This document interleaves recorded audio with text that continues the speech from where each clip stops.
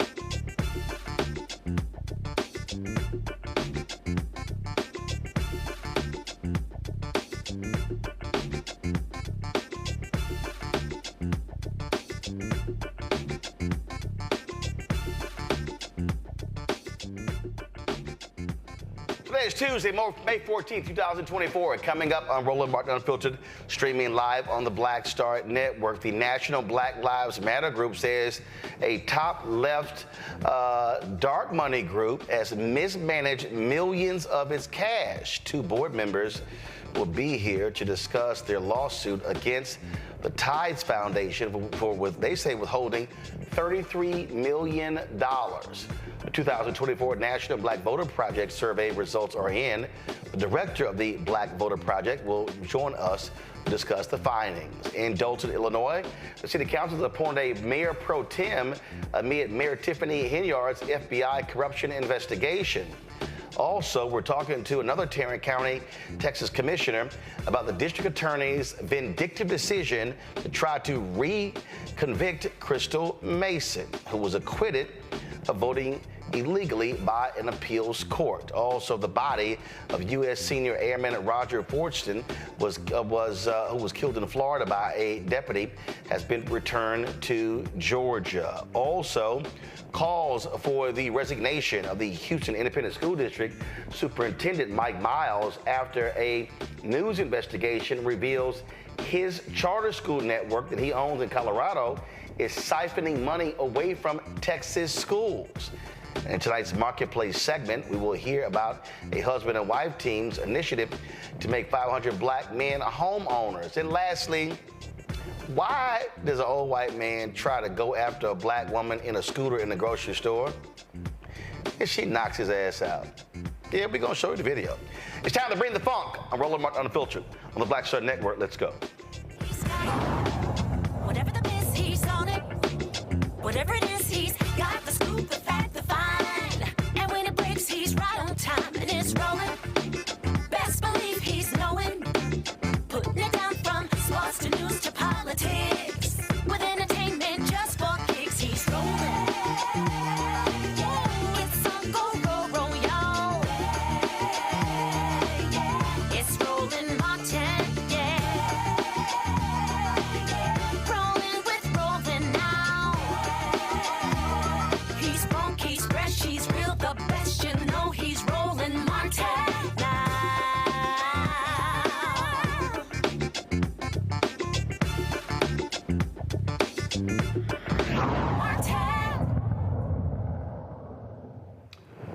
The Black Lives Matter Global Network Foundation is suing a progressive nonprofit group that they say has been withholding necessary funds. The lawsuit accuses the Tides Foundation, which has managed hundreds of millions of donations for progressive groups since it was founded in 1976, of fraud and withholding more than $33 million in donations.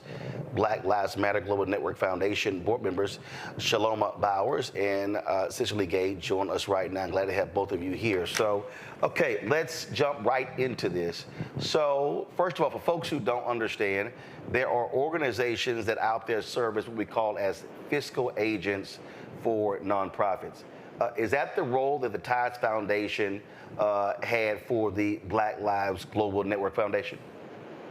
It's good to be with you, Roland, and that's exactly right. And, you know, for far too long, organizations like Tides have been insulated from the radical accountability that Black Lives Matter demands from institutions like the police and, you know, politicians. And so last week, we announced a landmark lawsuit against the Tides Foundation, which does operate as a fiscal sponsor and as a manager of donor-advised funds for rich folks.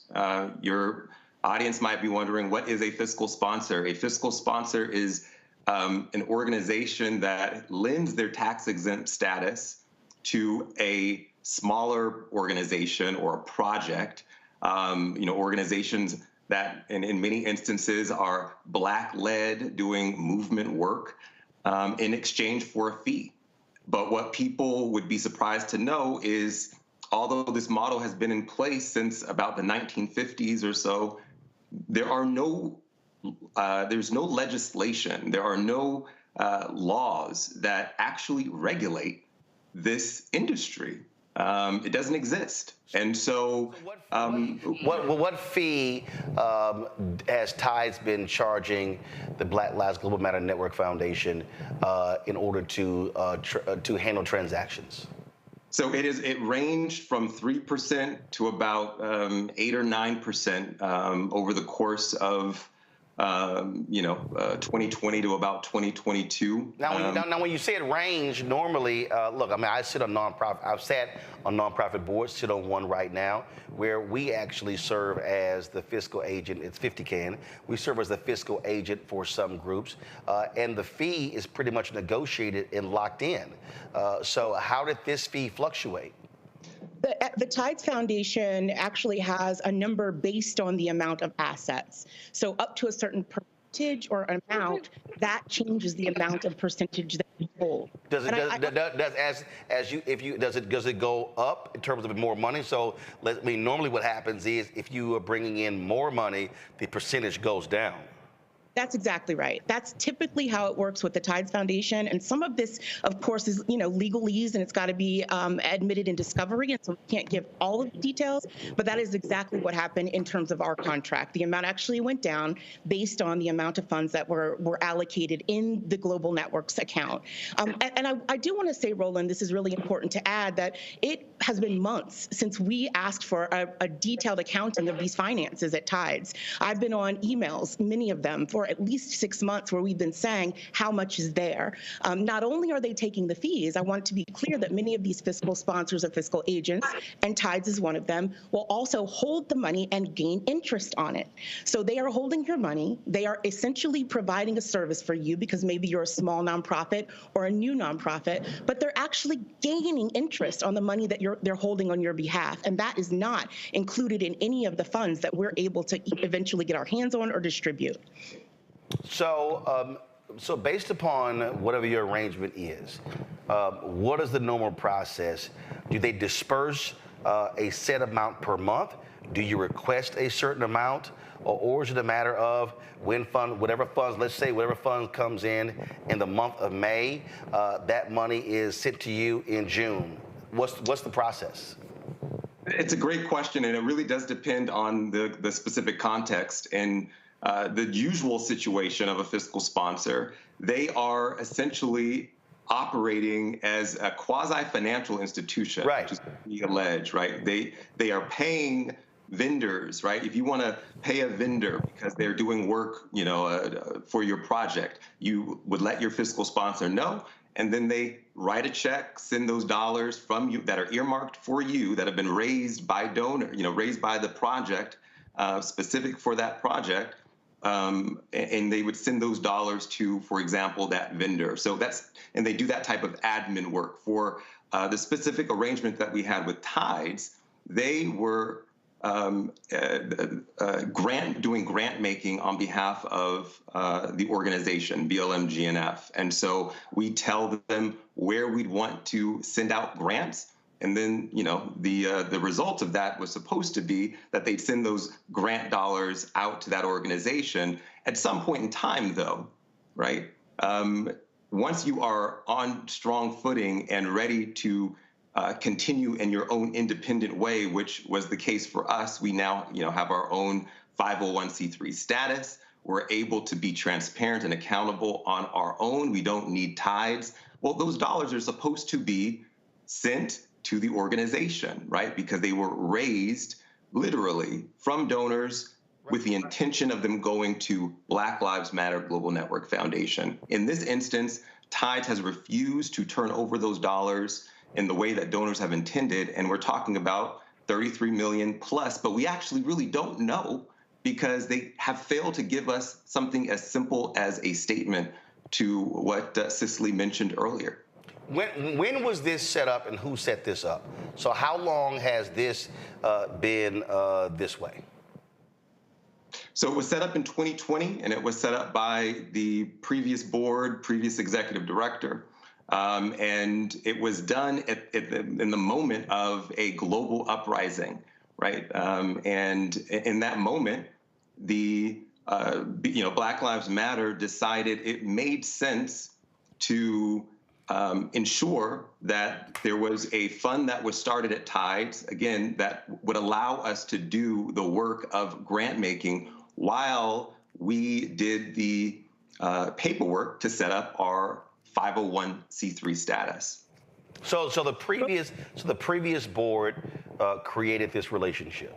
You said that was in 2020?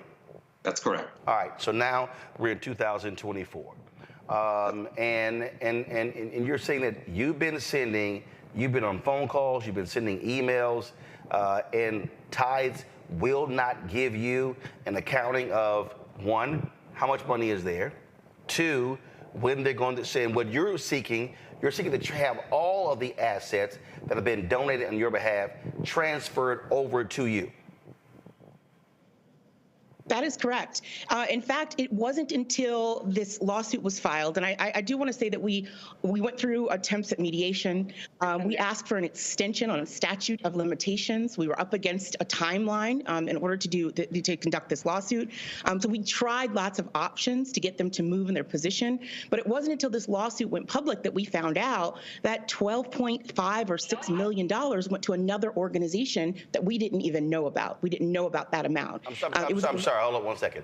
So when you say $12.5 or $6 million went to the other organization, you're saying that Tide sent $12.5 million of money that was for the Black Lives Global Network Foundation sent to another group without your authorization?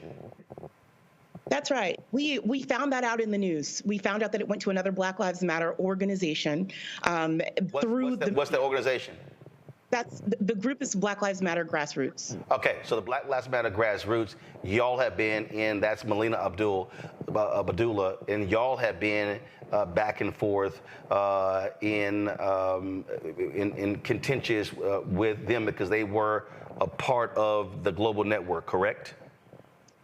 Yeah, I wouldn't say we're in contention because they're not a part of the network. They actually filed suit against us, and an LA County judge dismissed that suit and made it very clear that the suit was frivolous. And so to find that funds had been sent to one organization, even after Tides themselves have said in the media recently that the intention was not that the money goes to one organization, was quite jarring for us, and ultimately a demonstration of how someone needs to be paying attention to how organizations like Tides and other fiscal sponsors are operating. So the reason I asked that because, and this is where I think for the purpose of the public, folks have no idea who's who, who's what, who does what, who's involved in what. And I remember interviewing Patrisse Cullors, and then of course when she left, I've had Melina on as well with Black Lives Matter Grassroots. And so, so explain to us exactly what is the Black Lives Matter Global Network Foundation? What is it? Who runs it? And what do you do? I came on this board in 2022 after working with and for nonprofits for 25 years as a newly formed board. There are 3 board members, and I do know that everything that I'm telling you now can be found on blacklivesmatter.com in our Transparency Center, right? So there are 3 board members who run the Black Lives Matter Global Network Foundation. We are a legitimate 501c3 organization who is on pace to be the largest philanthropic abolitionist organization to ever exist. In the last 2 years of being on this board, I serve as board chair, we have had our heads down. We have been working behind the scenes. We have been building infrastructure. We have been legitimizing ourselves and committing to accountability and transparency as it relates to all of the dollars that have been entrusted in us. And not only that, we have committed to give money through grant making, as a traditional foundation would, to Black-led frontline organizations. We've done that to the tune of over $35 million, some of those being Black Lives Matter chapters, but not only, other organizations that are doing the work of Black people around the world. And so we are the largest abolitionist philanthropic organization under the moniker Black Lives Matter. We are blacklivesmatter.com, and we are here to be accountable and transparent. We have a strategic plan, strategic pillars. We have focuses of emphasis, but we are an operating foundation that is working on behalf of Black people and doing right by the funding that was invested in us from the very beginning. Okay, so Shalom, I'm looking. So go to my iPad, Anthony. So right now there are 3 board members. That's right. Shaloma Bowers, Dejane Parker, Cicely Gay. That's a rather small board. Normally, boards, you might have 6 to 8. So one, who's the chair of the board? That's me. I am the board chairwoman. Okay, so you're the board chair. Okay, how many board members do you plan to have? Yeah, it's so great that you asked that question. We've actually had a team of advisors, attorneys, accountants, and nonprofit experts who have helped us build out a plan to grow our board. We want to be honest here. A lawsuit is a distraction, both financially and otherwise.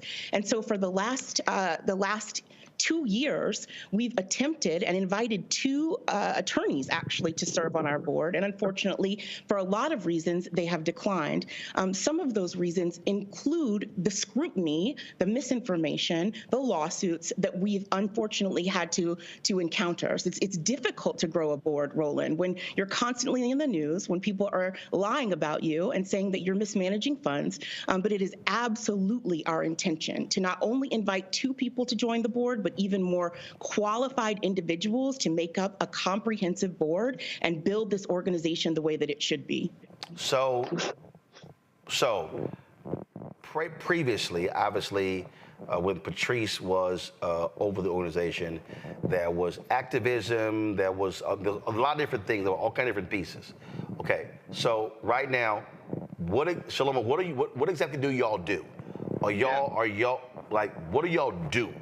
Yeah, it's a good question. And so I'll just expand on what Cicely had mentioned, in terms of our pillars. So to see the full potential of Black Lives Matter, right, realized at scale, what we're trying to accomplish in the world, right, a world where Black people have what they need and want in order to thrive. We operate across 6 different pillars, one of them being frontline organizing, the other being research and education, the 3rd being culture, the 4th being policy, the 5th being arts, and the 6th being healing justice. And so everything that we do, be that granting money and actually doing the work, operate under those 6 pillars. And so we're not a traditional foundation in the sense that we only give out dollars. We're a hybrid organization where we give out dollars and we do the work in those 6 different pillars. Okay, so and as relate to that, you don't have chapters, correct?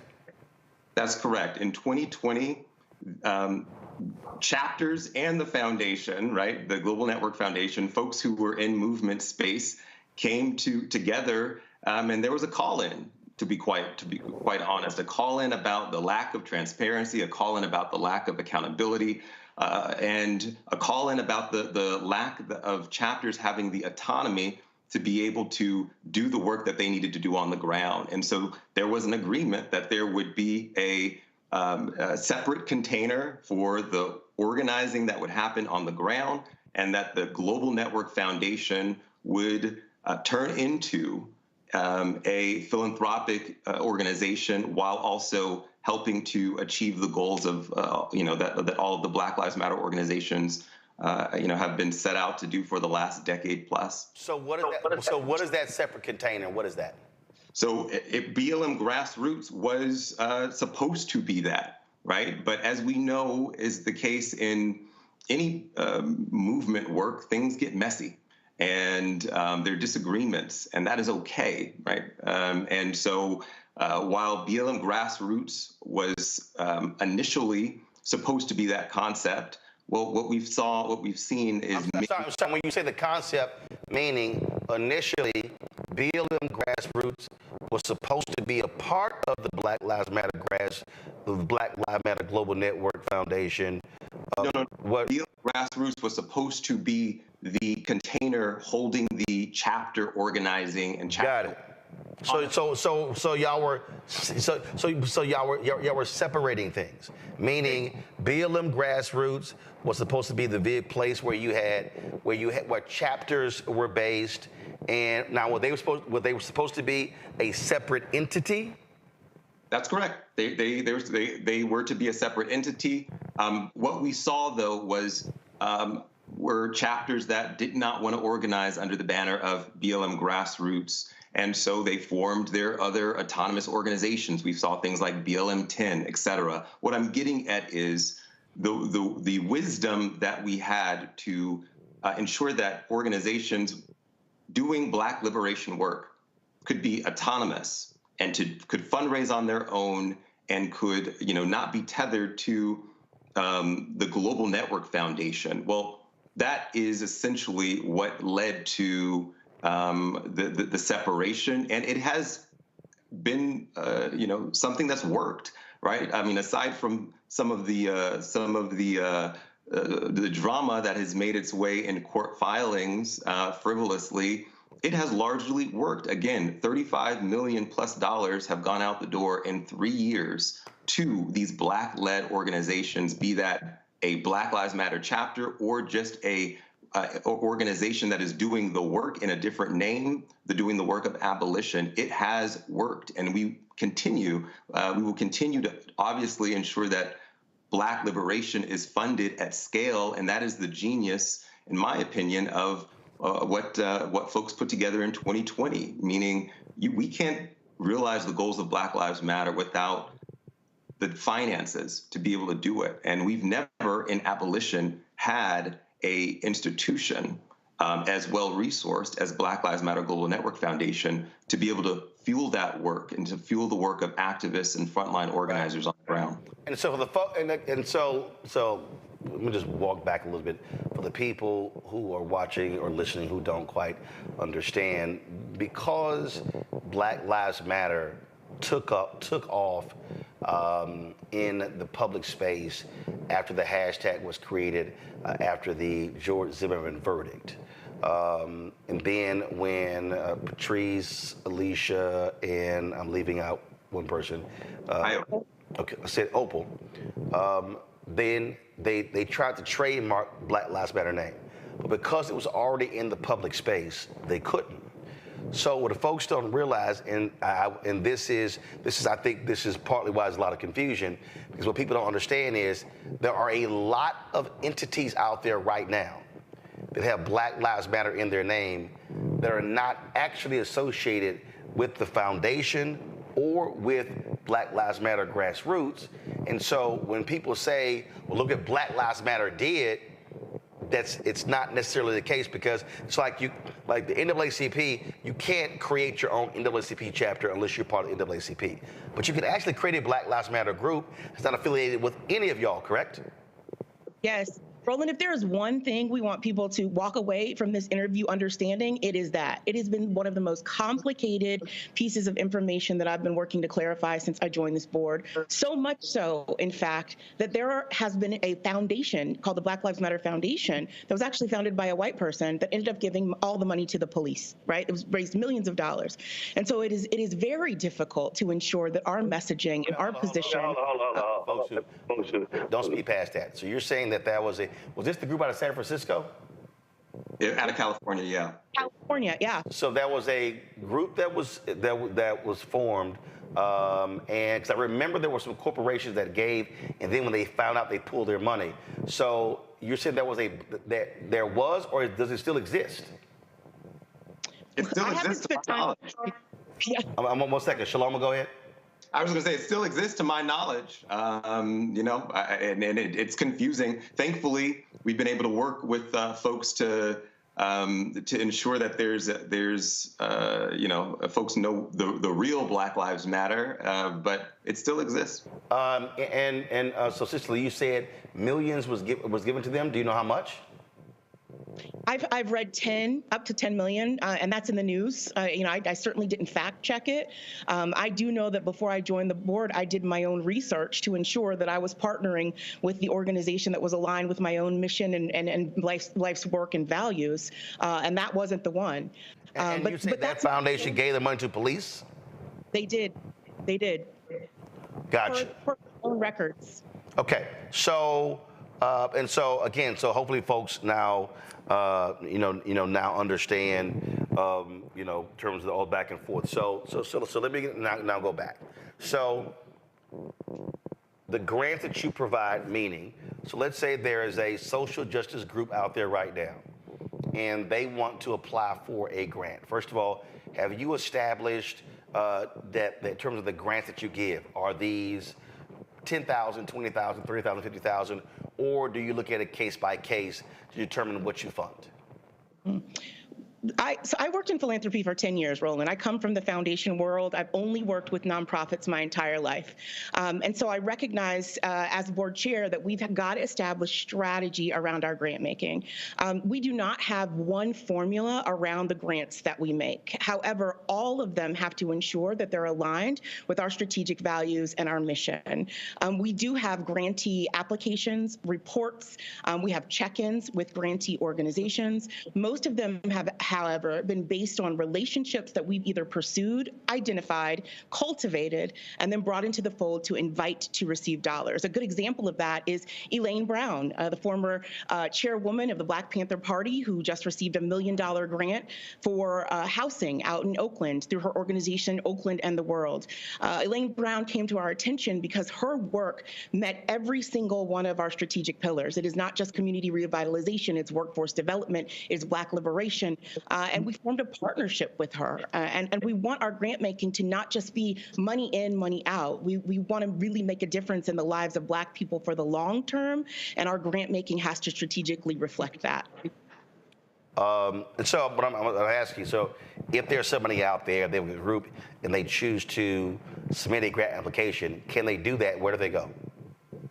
We don't currently have our grant making open right now to the public. We may in the future re-release another RFP, a request for funding proposals. But given that our work has right now been about putting our heads down and building the infrastructure of this organization, it's been our priority to do that, to fight the lawsuits and accusations.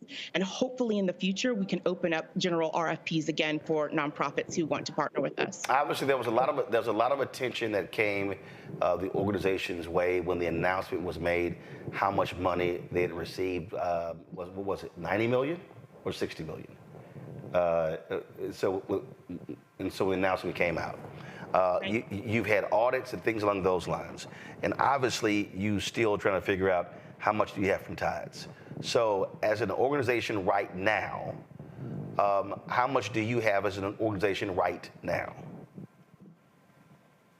Oh, well, I can certainly say we are not able to. We haven't looked at our bank account statement as in right before this this show rolling. But I can assure you, every year we file a what's called a tax form 990, where folks are able to literally see how much money we have, who we've given our dollars out to, and it was why we decided to become a independent 501c3 in the first place, which was because we knew that there would be a level of transparency and accountability that would not be possible if we were just under the Tides Foundation, which you're not able to really see, with all of the projects that exist, what dollars are going where and what dollars have come in for whom, right? And so our bold move to become a 501c3, I'm saying bold in the sense of abolitionist organizations, movement organizations that largely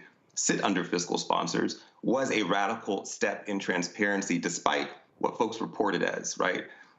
We did that. We could have just decided to stay under, for example, Tides, and folks wouldn't even know that we had $90 million. That would not be a news story had we not become our own 501c3 organization.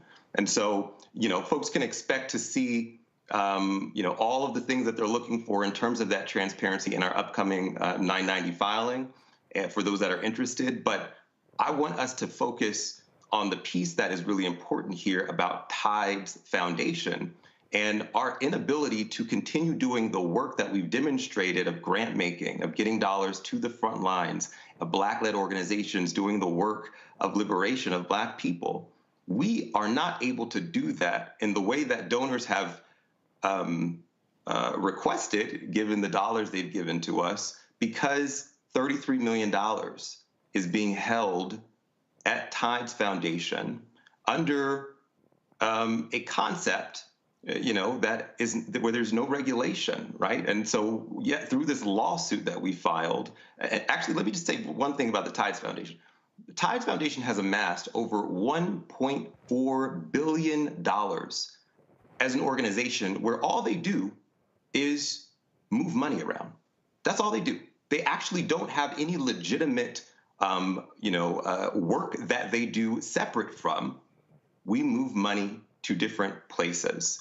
$1.4 billion they've amassed doing that. That is more than 740 banks that exist that have regulations tougher than the regulation, the tax rules that exist for Tides. The fact that an organization cannot get a statement, the fact that an organization can't get its money back, the fact that an organization has to even take the steps of filing a lawsuit, that all is a result of unscrupulous organizations like Tides moving dark money around and us having, not having the ability to have a check and balance in place. And so ultimately, we will be able to do more of the good work we've already done if Tides Foundation simply turns back over the dollars to the organization that donors intended it to go to. So I'm looking at, this was a story from Bloomberg Law, and it says that resources in, this is from Tides, I believe, resources in the Black Lives Matter Support Fund were never intended to be granted to large, well-funded national organizations like Black Lives Matter Global Network Foundation, and were always intended to be granted to local Black Lives Matter chapters. So here's where I'm trying to understand here, all right? Because it says here there was a 2020 oral contract. So are you telling me you do not have a written document that spells out the relationship between Tides and Black Lives Matter Global Network Foundation? I would love to just point out the hypocrisy in that statement just for a second, because just in simple reading of that, the dollars were never intended to go to large organizations like Black Lives Matter Global Network Foundation, but $12 million went to one organization. It does. I mean, honestly, it doesn't even make sense because it is a lie. The Tides Foundation, we went to the Tides Foundation, and this fund was set up for the benefit of grantees that Black Lives Matter wanted to send, make grants to, and ultimately would be returned to us upon request when we were ready to, stand on our own two feet. Right. No. So what I'm asking is, do you have a signed document, or was this an oral contract? Both.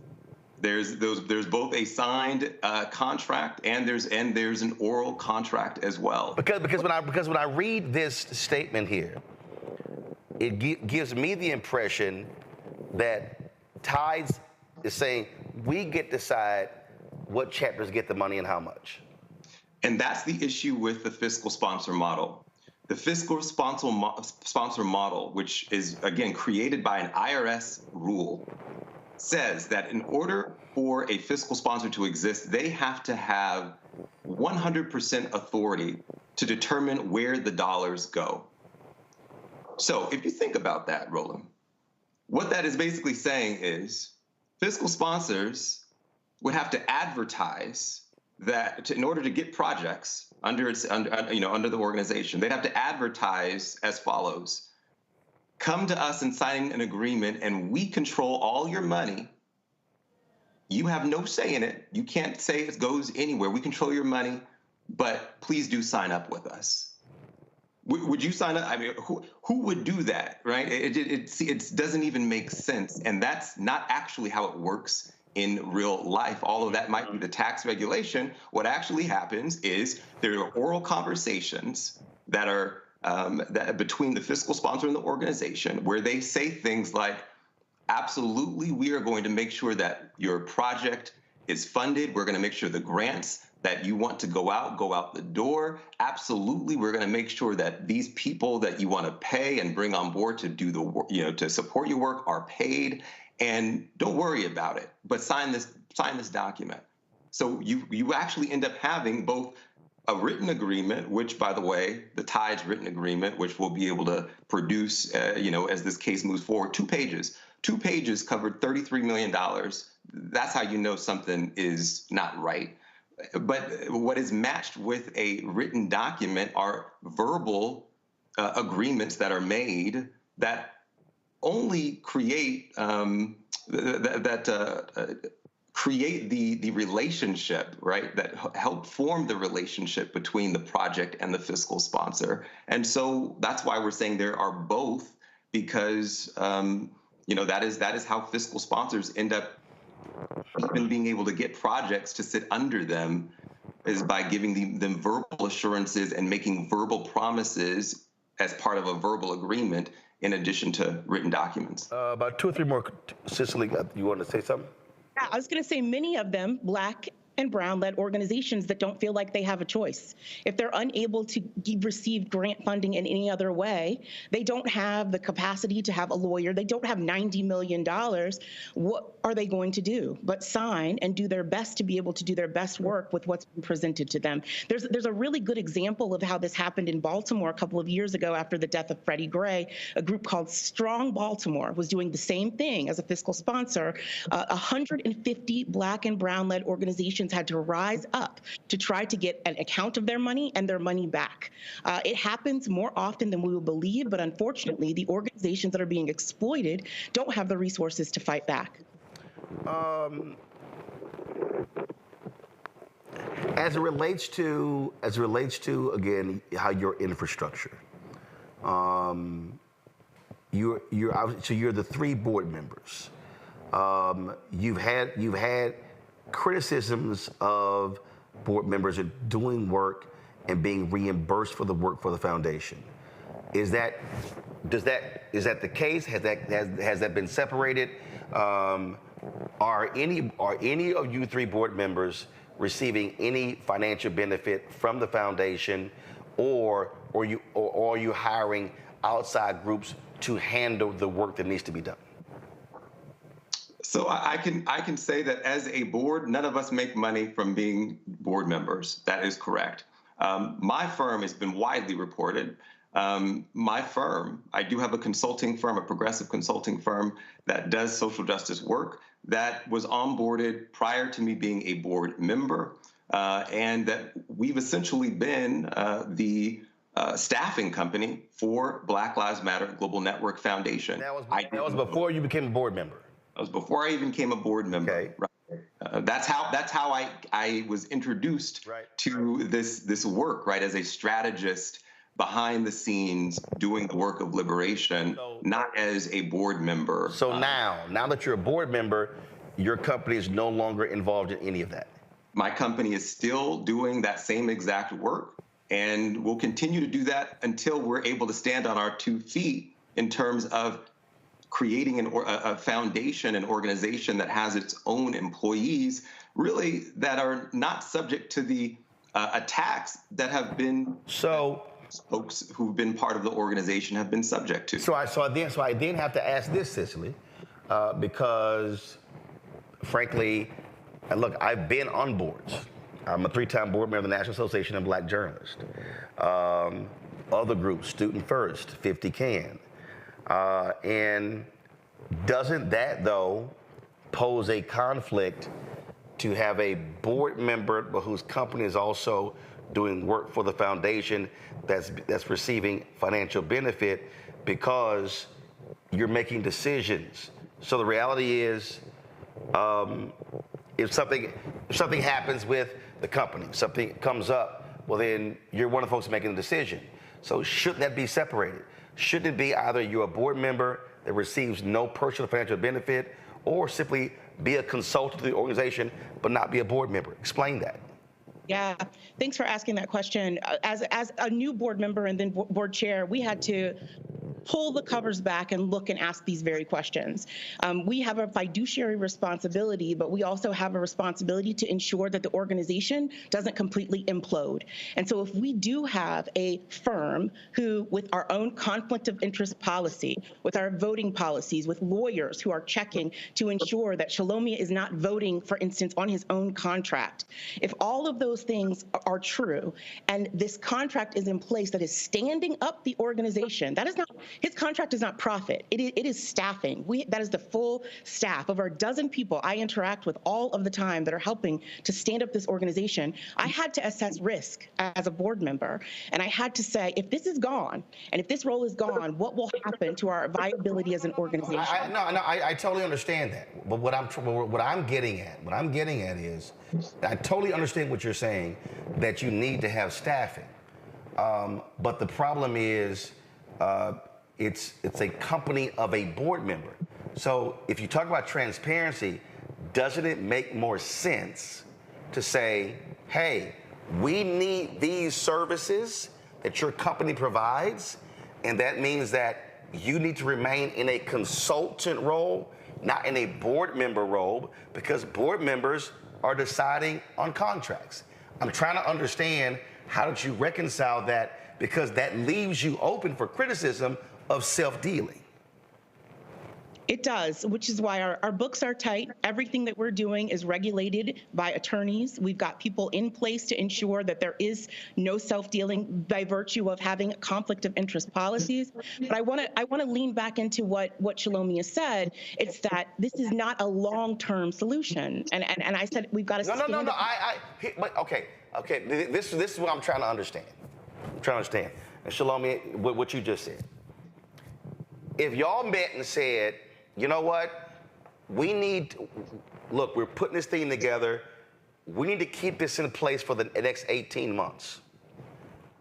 I will serve as a consultant for 18 months, but not a board member. The problem is, from an outsider looking in, you're deriving financial benefit while being a board member because it's still your company. And what I'm saying is, how does that not run afoul of your own conflict of interest? Because I don't vote on my. So first off, I want to make sure that I say that I understand the perception. I understand what it looks like, and we will continue to do our best to make sure folks know that there is not anything nefarious or improper happening, despite what that perception might look like. And part of what's important this is a very common concept amongst nonprofits that Black, brown, white, You will see it in every instance where there are board members that are sitting on a board, where there is a company that they might be working for, partner of, own part of, what have you. And the organization does work with that firm, and it's a conflict of interest policy that is created to ensure that there are no rules that are violated, and to ensure that that board member is not part of any of the decision making related to the work of the organization with that firm. And so it's a very common concept. I think what you often see is Black organizations get scrutinized more heavily than white organizations for something that is very common, and that's what's No, I'm not. First of all, I'm not talking about white people, and I'm talking about white organizations. I'm Black. Look, the National Association of Black Journalists, our budget, it's not like we got even a $5 million budget. And the reality is, as a board member, I could not have a company that was doing business with the organization as a board member. I couldn't. I mean, that would just, so again, that's a part of, again, what critics have said in terms of how it's set up. Me personally, I just think, to be perfectly honest, I think it's a lot cleaner in terms of for the three of you to say, Shaloma, I move to a consultant role. My company will perform these services. I will be a contractor for the foundation. And then once the decision is made by the board to say, hey, we can now hire staff, then they can move to a board position. But that's just sort of how I see that. Last question I do have here is the properties that were purchased, the $6 million in property. Do you still own those properties? Have you sold those properties? And if you still have them, how are they being used? Well, I want to make one correction. It's property, despite what we see of all the claims that we've got out there about there being dozens. The organization has one property that was purchased, and it was purchased legitimately for work related to the creators. The creators' house is what it is known as. We call it campus, but it was created to ensure that Black creatives have a space to do their work, in addition to serving as a compound for meetings and organizational work that we have on our plate. Gotcha. So it's in Studio City, has 6 bedrooms, bathrooms, swimming pool, soundstage, office space, and so what you're saying, it's being used, it's functional. It's functional. Who gets who gets to use it? We brought together, and Shalomi, I'm sure was going here, families, over 100 families, impacted families who have been impacted by police violence, to recently have a healing moment and healing space through one of our grantee partners. And it was a beautiful experience of coming together of impacted families at the home itself. Okay, so who gets to use it? That's what I'm saying. I mean, obviously, it's a compound. Is it in use 365 days a week? What type of creators? How do you manage that? We do not have the programmatic infrastructure completely built out right now on a regular basis publicly for the Creators House. As I'd mentioned, again, I'm curious. What kind of creators? When we say creators, what does that mean? We had a group of our HBCU ambassadors recently. We're really proud of our Student Solidarity Fund, where we granted money directly to HBCU students. We brought together our student ambassadors, where they came and they stormed and they gave us ideas. We filmed all of it. There is, like you said, a soundstage and studio in the back. We do have strategic partnerships that we're building out so that folks can use the space. And one of the examples is what we did with our HBCU partners. So for example, we often, my network, we often come to LA, and again, I'm just talking about creators. This is what we do 7 days a week.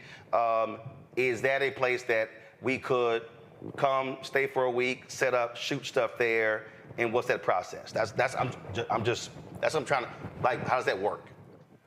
Yes, I can say 100% yes, Roland. If you wanted to, as long as the work is to do, to seek Black liberation, and that. Well, shit, that's what the Black Star Network is. I mean, that ain't no if. That's what we do. That's what I'm saying. If that's the work, and I'm saying that because there are some Black organizations that do good work, but they work in partnership with the police, for example. Got it. Right? So if you're not hitting all the principles of abolition, then most likely the answer to that will be no. But if you are, and there's alignment, then yes, reach out. We'd be happy to see if there's additional alignment so you could utilize that space. What we're getting at is the purchase of that property, right? It is for long-term visionary work. Oh, I got it. I know it's purchased. Y'all still have it. How it's being used. So again, if creators out there want to, and again, people who are watching or listening also want to apply. If they want to do it, is there a form on your website where they can go to and say, hey, I would like to be, I'm a creator, I'd like to be able to use the facilities?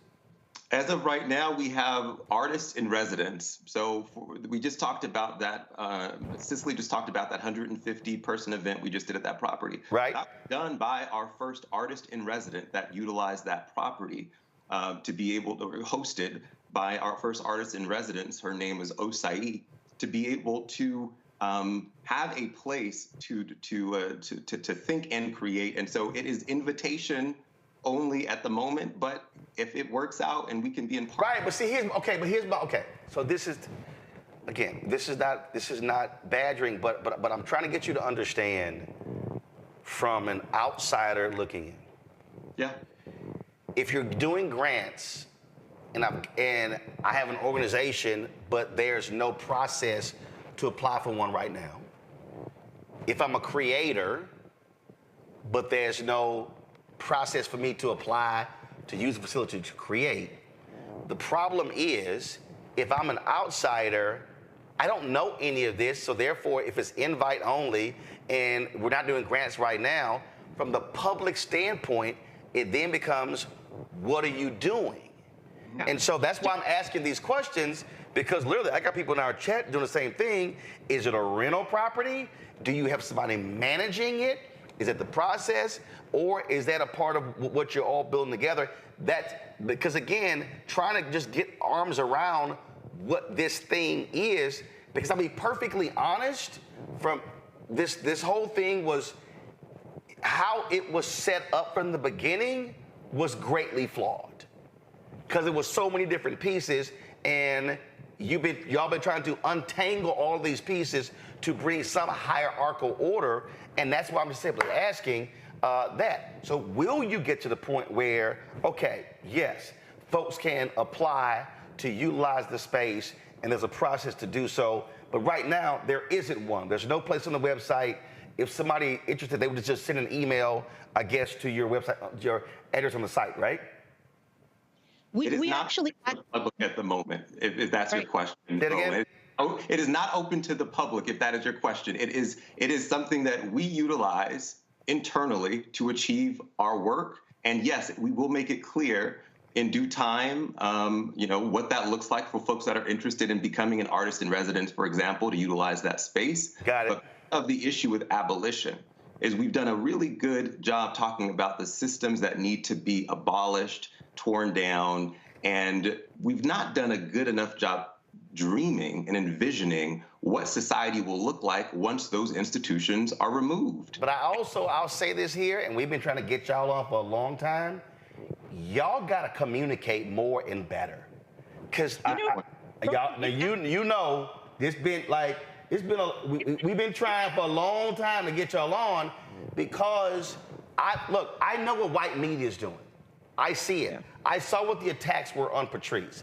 I saw that was a wholesale, there's a flat out effort to completely destroy not only the organization, but the movement itself. I know how the right wing has been working, but what's also important is regular communication, especially those in Black-owned media, to explain these things to our people so their narrative doesn't gain a foothold.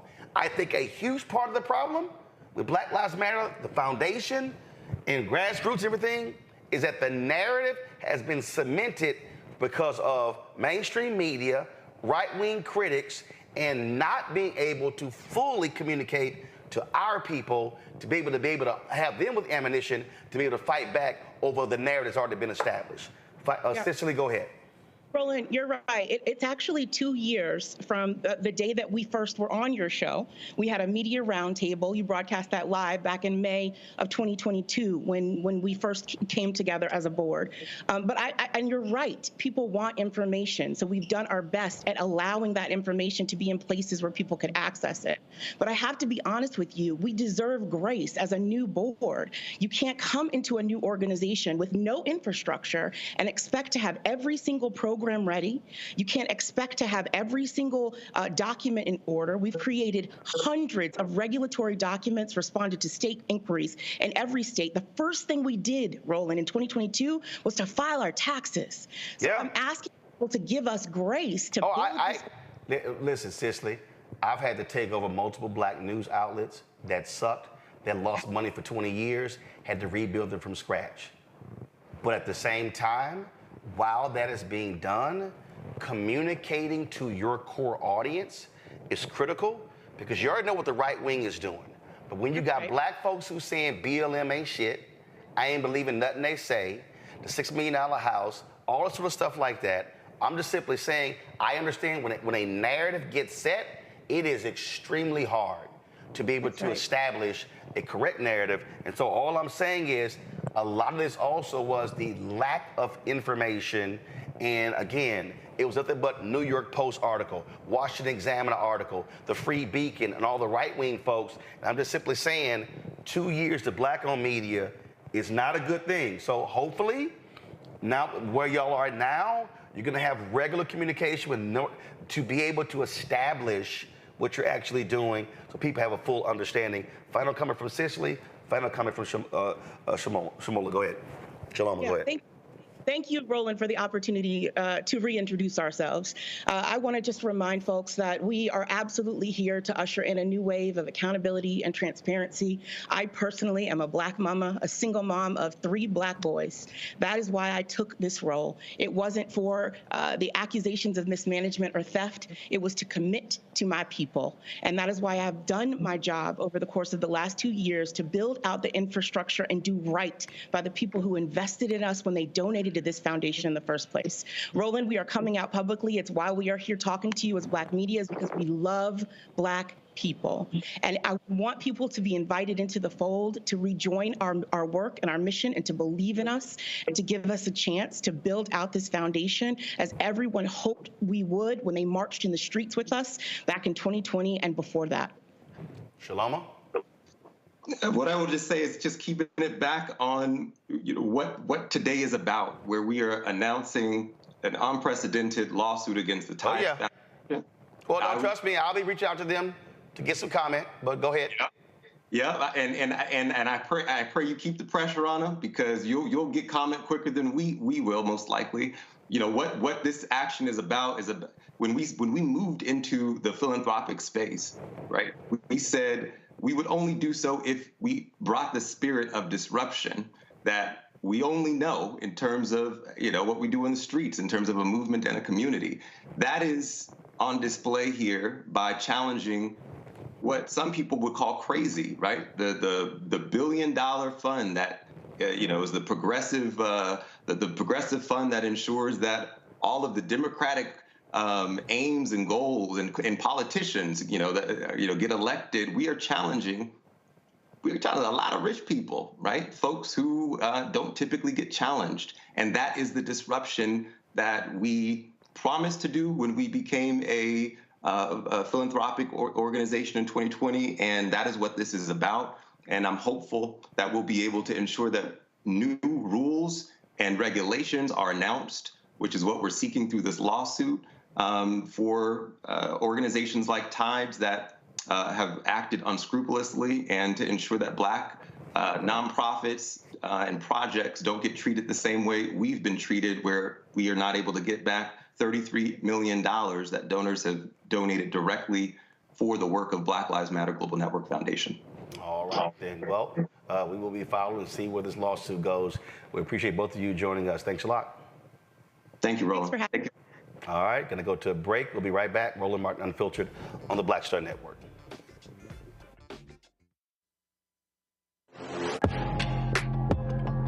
A lot of y'all have been asking me about the pocket squares that we have available on our website. You see me rocking the Shibori pocket square right here. It's all about looking different. Now look, summertime is coming up. Y'all know, I keep trying to tell fellas, change your look, please. You can't wear athletic shoes every damn wear. So if you're putting on linen suits, if you're putting on some summer suits, have a whole different look. The reason I like this particular pocket square, the Shibori, is because it's sort of like a flower and looks pretty cool here versus the traditional boring silk pocket squares.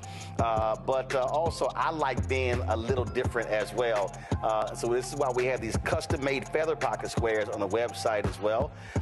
My sister actually designed these after a few years ago. I was in this battle with Steve Harvey at Essence, and I saw this at a St. Jude fundraiser. I saw this feather pocket square, and I said, well, I got some ideas. So I hit her, and she sent me about 30 different ones. And so this completely changes your look. Now, some of you men out there, I had some dudes say, oh man, I can't wear that. Well, if you ain't got swagger, that's not my problem.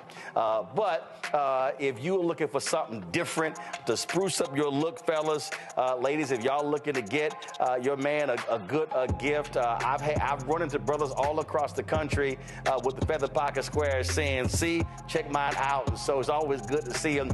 And so this is what you do. Go to RolandSMartin.com/pocket squares. You can order Shibori pocket squares or the custom-made pocket squares. Now, for the Shiboris, we're out of a lot of the different colors, and I think we're down to about 200 or 300. So you want to get your order in as soon as you can, because here's what happened. I got these several years ago, and the Japanese company signed a deal with another company, and I bought them before they signed that deal, and so I can't get access to any more from the company in Japan that makes them. And so get yours now. So come summertime, when I see y'all at Essence, y'all could be looking fly with the Shibori pocket square or the custom-made pocket square. Again, RolandSMartin.com/pocket squares.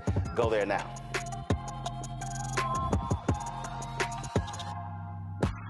Hi, everybody. I'm Kim Coles. Hey, I'm Donnie Simpson. Yo, it's your man Dion Cole from Blackish, and you watch Roland Martin Unfiltered.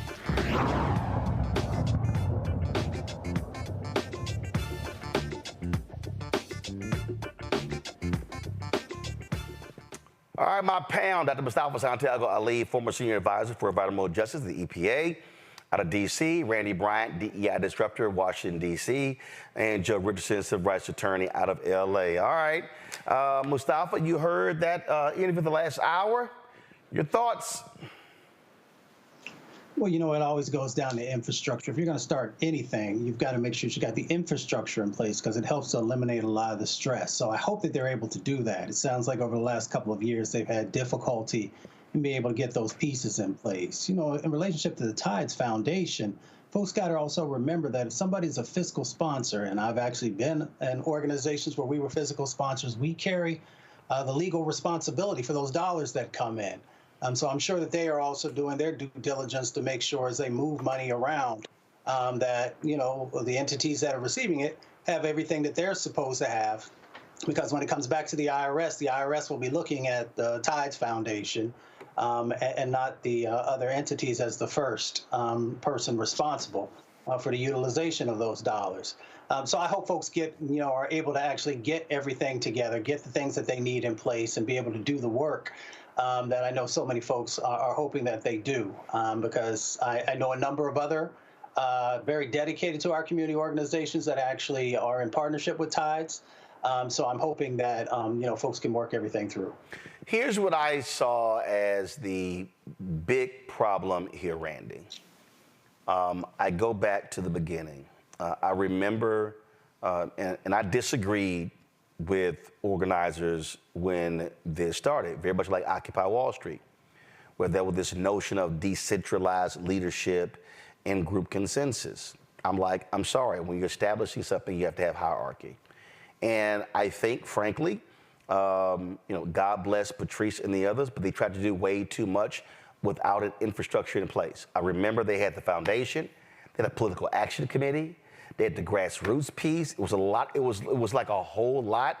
And then when she left, you sort of had like 2 board members, or was it 3? It was all over the place.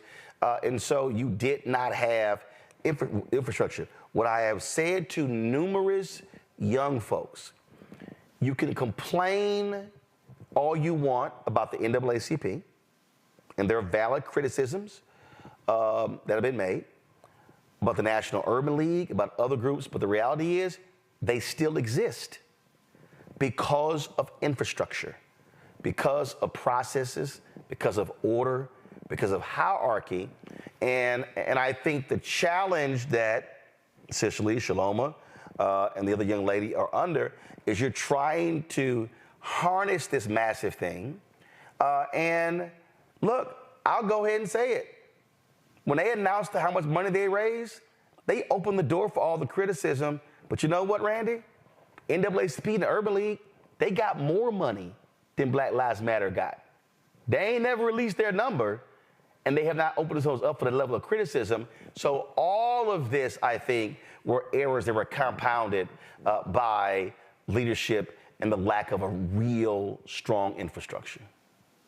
Right. And it seems as if they are trying to back in this and try to get a hold of some things that unfortunately were not handled in the first place. They're trying to build the foundation. Right. Trying to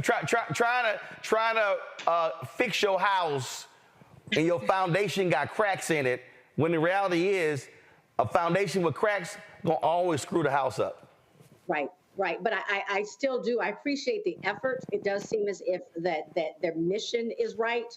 And so I do hope that and it does seem as if they're slowing down and trying to make some better decisions.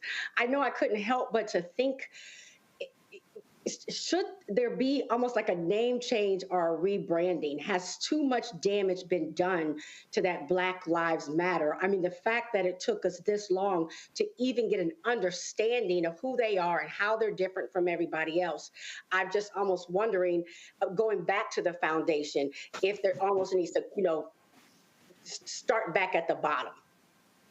Yeah, I mean, Joe, I think it's very legitimate because I remember when Patrice came on and I interviewed her, and when she was still with the organization, and I was asking her a lot of the same questions, I literally could not explain to somebody, even after the interview, the structure of BLM.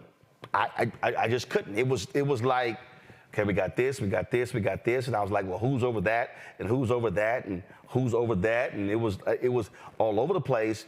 And so, right, I think this is one of those things where I think you have to break it down and then shed pieces, and they alluded to that in terms of this whole thing with BLM grassroots. And look, that's been a legal battle, and in this whole deal, it's been all over the place. And again, but it all goes back to how you establish your foundation, your infrastructure. Go ahead.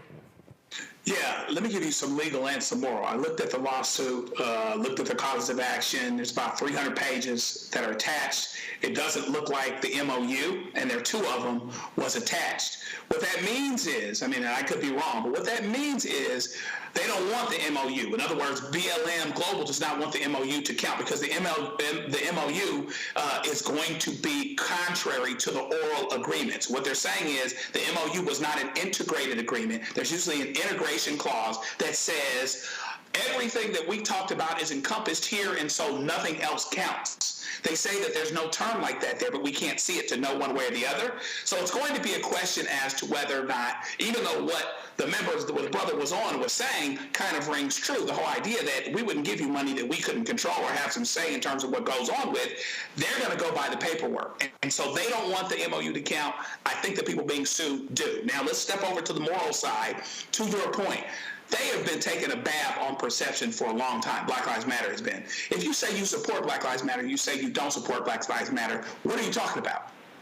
Talking about the organization? Which one? Which branch? The idea that Black Lives Matter? The concept right? Oh, the march that we saw out here where a bunch of people not connected to Black Lives Matter or different organizations, raised hell, did what they wanted to do. And so people, again, need the nuance and need to do the work. But the Black Lives Matter folks, including the ones that we just had, have got to help them. In other words, they've got to be able to have enough clarity, and maybe it isn't a name change. They've got to be able to have enough clarity where people can look at them and say, okay, that's what this means. And again, to your point, avoiding the appearance of impropriety is just as important as anything. So even this board situation, you can't do what white boards do. You can't do what other boards do. Why? Because people are subscribing something to the concept, to the 3 words of Black Lives Matter. So even the appearance of impropriety or something people can say are going to be used by people that don't want to see the other side of it and want to tarnish your mission. And so that's why you have to deal with it. It is going to look. When you hear we have an oral contract and a written contract, Joe, I'm sure as a lawyer you're like, oh, now you walk it. Because listen, I don't care. You put every damn thing down on paper. That's what we start off with all the time. I had this and that happen, and I was in a contract, and something happened. I said, what does the paper say? That's my first thing. Is there an integration clause in the agreement? Meaning nothing else from the outside of the agreement comes in. Theoretically, that protects everyone that signs it. So it's going to be interesting, and I think it's going to be difficult. We'll see what happens, because what they may argue is if it's true under IRS purposes that the sponsor organization actually gets to control everything, it sounds like to me, don't hate the player, hate the game. It sounds like to me you have a larger argument with the entire system and the law itself. So maybe that lawsuit becomes a bigger lawsuit or a bigger drive to undo those or get something rewritten so the person doesn't on paper relinquish control. So that you're counting on an organization to say, wink, wink, no, we got you, we'll do what you want to do, until, of course, things change. Like, I don't know, in a situation where different organizations with the same name are fighting against each other and still fighting against each other, and on some level may want to undermine or benefit from the confusion, that's exactly what you have here. And that's the problem. So you definitely want to get everything done in paper, but you want to deal with the perception too that can absolutely destroy you. And again, I go back to infrastructure and foundation. You're now battling the initial agreement that you had no part of. And the folks who did that are gone. Those leaders are gone. And the fiscal agent is saying, we have this agreement. So now the battle is going to be in this lawsuit, what actually holds up. How do you reconstitute it? And you heard Cicely say they tried mediation. So clearly mediation didn't work. And so now it's going to be an absolute legal battle. And here was, unfortunately, for black people, it's going to be a lot of money spent on lawyers. And that's less money that can go to organizations to fight for black liberation. All right, folks, going to go to a break. We come back. We're going to talk about the continuing assault against Crystal Mason. Yes, I'm calling what Tarrant County DA Phil Sorrells is doing. This is absolutely constant attacks and intimidation against this woman. It makes no sense. We'll talk with 102 Black Tarrant County Commissioners next on Roland Martin Unfiltered, the Black Star Network. Support our work. Join the Breeden Funk Fan Club. Senior check and money order to P.O. Box 57196, Washington, D.C. 20037-0196. Cash App, $RM Unfiltered. PayPal, R Martin Unfiltered. Venmo is RM Unfiltered. Zelle, Roland at RolandSMartin.com, Roland at RolandMartinUnfiltered.com. And download the Black Star Network app. Y'all, we should be easily at 100,000 downloads.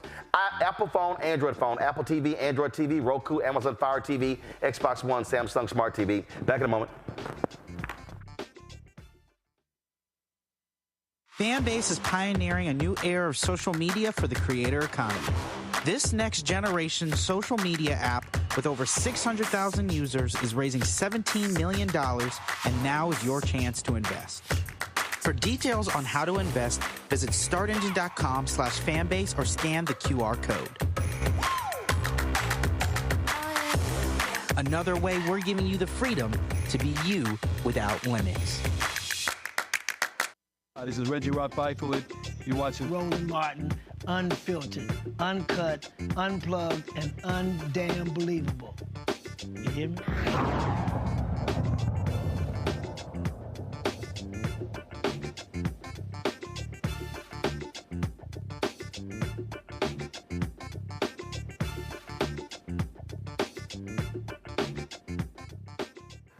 All right, folks, the effort of Tarrant County District DA Phil Sorrells to reinstate Crystal Mason's voter fraud conviction is absolutely vindictive. Last week, Sorrells appeared before the Tarrant County Commissioner's Court defending his pursuit to re-convict Mason, who was acquitted of voting illegally by a Texas appeals court.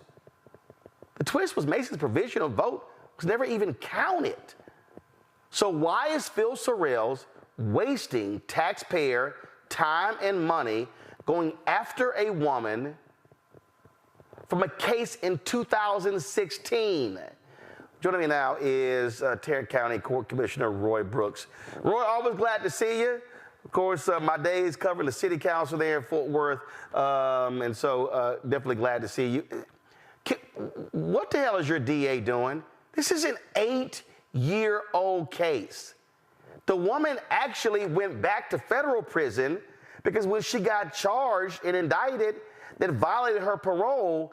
And so, I mean, is he absolutely just wasting the money, the taxpayers' money in Tarrant County pursuing this case? He absolutely is wasting the taxpayers' money in Tarrant County pursuing this case. What he is doing is actually persecution, not prosecution. The appeals court has ruled that she did not knowingly cast a fraudulent ballot. They have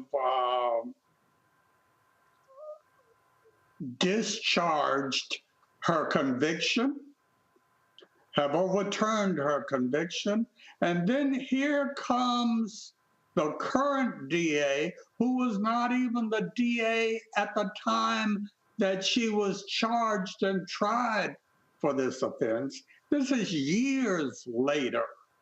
He comes and decides that he's going to try to appeal the overturning of her conviction. Now, here's what I'm confused by.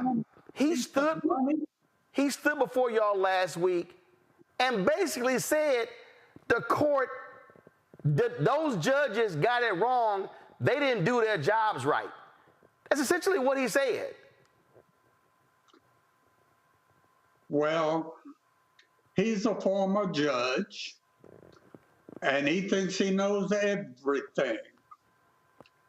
But this was a panel of judges that overruled this conviction and set Crystal Mason free. And I don't think that this one former judge is smarter than they are. An absolute waste of time. It is partisan politics at its absolute worst. This is MAGA-style partisan politics, and it just has no place in Tarrant County. I told your fellow colleague, other commissioner, that y'all should put Crystal Mason on the agenda every single meeting. And y'all should haul his ass down there and force him to face the public. I believe that y'all should also, as a commissioner, demand an audit of his office to find out how many man-hours have been put in regarding this case over 8 years and how much money that has cost the taxpayer. Because this is one woman, and the crazy thing is, her own probation officer testified that she was never told by the feds that she could not vote. But he just insists on pushing forward. To me, this just makes no sense whatsoever. So how are you and the other commissioners, how are y'all going to try to get through to this DA to get him to stop this harassment of Crystal Mason?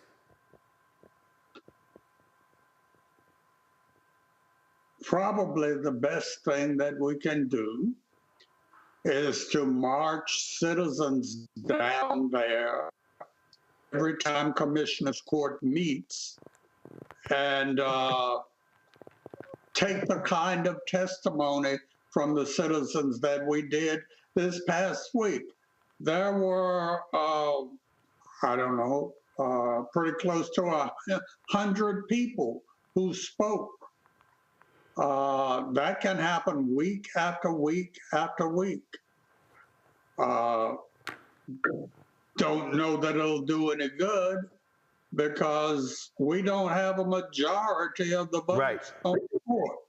But it can certainly keep the issue on the public mind. It can keep it front and center in the local news.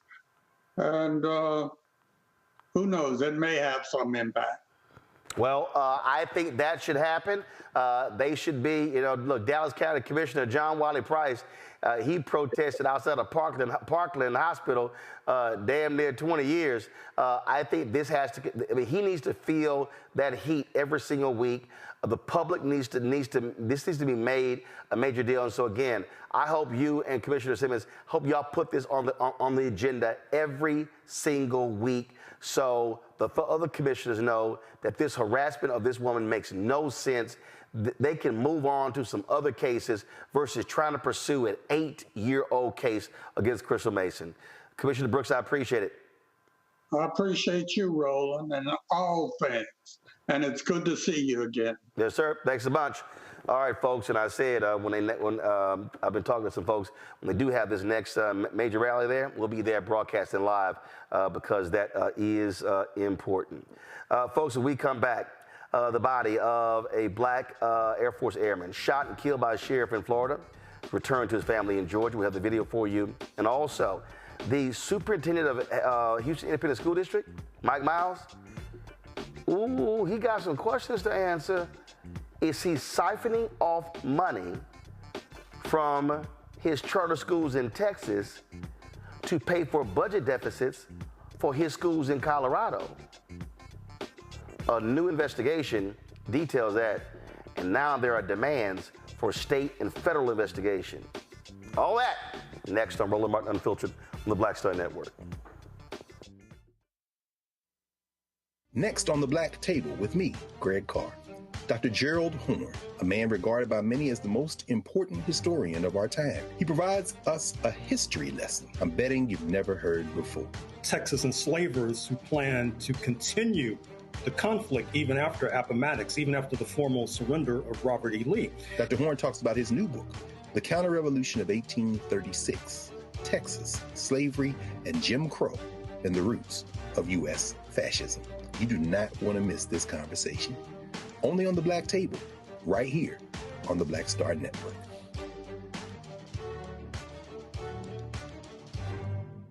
What's good, y'all? This is Doug E. Fresh, and you're watching my brother Roland Martin Unfiltered as we go a little something like this. Hit it. It's real.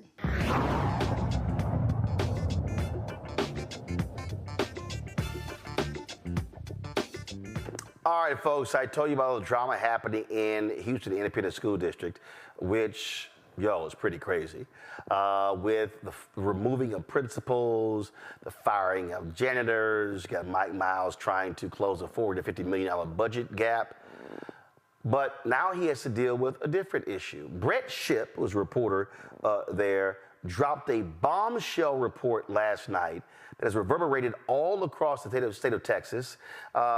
Check out what he's reporting about literally millions meant for kids in Texas being sent to Colorado to pay for the deficits of the schools that Mike Miles owns there. Watch this. Public schools are battling huge budget deficits and having to make massive cuts. Spectrum News has discovered millions of Texas public school dollars being diverted out of state. What's more, the man believed to be responsible, Houston Public School Superintendent Mike Miles, his old charter schools in Colorado are in need of cash.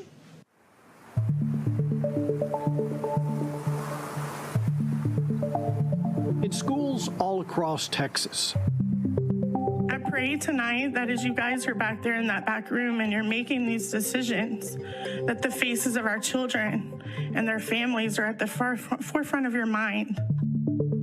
dedicated teachers, school districts are being forced to make major cuts, and panicked parents speak out in passion and frustration. And I honestly feel like tonight we're holding a moment of silence for public education, and it's heartbreaking.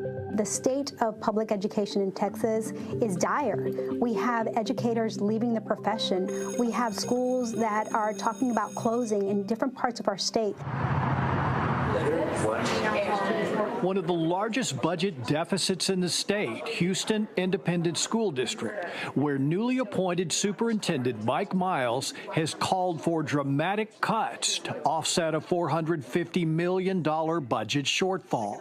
Miles was appointed by Texas Education Agency Commissioner Mike Morath to take over and turn around the struggling school district last summer. 10 years before he took over at Houston ISD, Miles spent 3 years as superintendent at Dallas Independent School District. When he left Dallas in 2015, Miles started 3 charter schools in Colorado called Third Future Schools. According to both internal school records and the nationally recognized school rating agency School Digger, all 3 schools have since struggled with performance, enrollment, and finances. The records provided to us by TFS through open records requests also reveals Miles was forced to close one of his schools last summer due to declining enrollment, leaving that school with $5 million in unpaid bond debt. The school's debt was discussed at a Third Future Schools board meeting via Zoom last summer after Miles had taken over at Houston ISD. Yet there was Miles at the meeting acting as a consultant. According to payment records, Miles earned $40,000 consulting for TFS last year. Watch as Miles urges his old board of directors to find the money and pay the debt. It's now becoming untenable. We'd have to subsidize it to the tune of maybe $500,000 a year if it only has 180 kids or so. I think the time is right to do what the administration is asking to do. In 2020, around the time his financial troubles were beginning in Colorado, Miles began expanding his charter school network to Texas. First Midland Sam Houston Elementary, then Ector College Prep in Odessa, then Austin Mendez Middle School. But by the end of the 2023 school year, as he was taking over in Houston, Miles' 3 Texas schools were nearly $2.7 million in the red. So why were Miles' new Texas schools losing money? Third Future Schools' 2023 audit shows of the $25 million public tax dollars being spent on Miles' 3 Texas schools, $15 million was spent on teachers and supplies. The other $10 million, about 40% of the entire budget, was spent on unspecified administrative costs and services. Spectrum News made multiple requests over the course of several months for a detailed accounting of those administrative expenses. Third Future Schools never responded. However, included in publicly available financial audit records were the auditor's notes revealing that the deficits were documented as being due to other Third Future network schools outside of Texas and to Third Future Schools corporate in Colorado. Again, TFS Colorado declined to provide us with an explanation of why so many Texas public school dollars were being transferred to school operations in another state. And then we learned about this. We've been supplementing that school with the general fund. A conference call with Third Future Schools investors who were just learning about the deficits. Spectrum News requested and received from TFS an audio recording of that investors' call. In the recording, the TFS Chief Financial Officer confirms the Colorado charter school deficit was being offset by the money coming in from their charter schools in Texas. You know, whether they're in Colorado or whether they're in Texas or, you know, whichever state they're in. So that's assessed. And then if the specific school needs funding, then the network supplements them through the general fund. The implication that the school funds from a Texas school was being transferred to help fund TFS in Colorado. Spectrum News obtained 2 checks for more than $1 million each from Miles Charter School in Odessa to Aurora, Colorado. Our attempts over the past 5 months to reach Miles for an explanation of the payments and a response to our findings have been unsuccessful. We were referred to Third Future Schools Executive Director Zach Craddock, whom we sent a 23-question list detailing our findings. Craddock declined to respond. We also shared our findings with former Texas State Representative and school finance expert Paul Colbert. Colbert says Texas public schools should not be spending more money than they take in, and definitely should not send Texas tax dollars out of state. I was the budget chair of education for 8 years and research director of the Senate Education Committee for 5 years.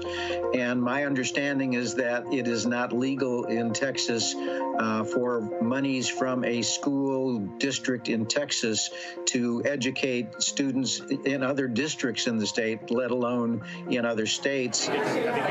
Once we hear more about this, you will hear more outrage. Ovidia Molina, president of the Texas State Teachers Association, reviewed our findings and feels the evidence is alarming. She's calling on state lawmakers to conduct a formal investigation. I don't know where it says that we can take our public school money and send it to another state. But if there is any place that says that, it's wrong and it needs to be changed.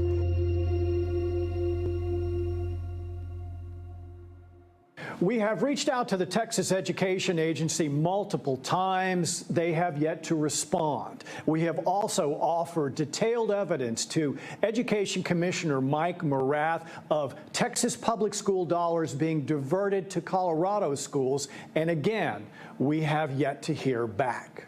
Thanks for watching. Public schools. So now this one makes no sense to me.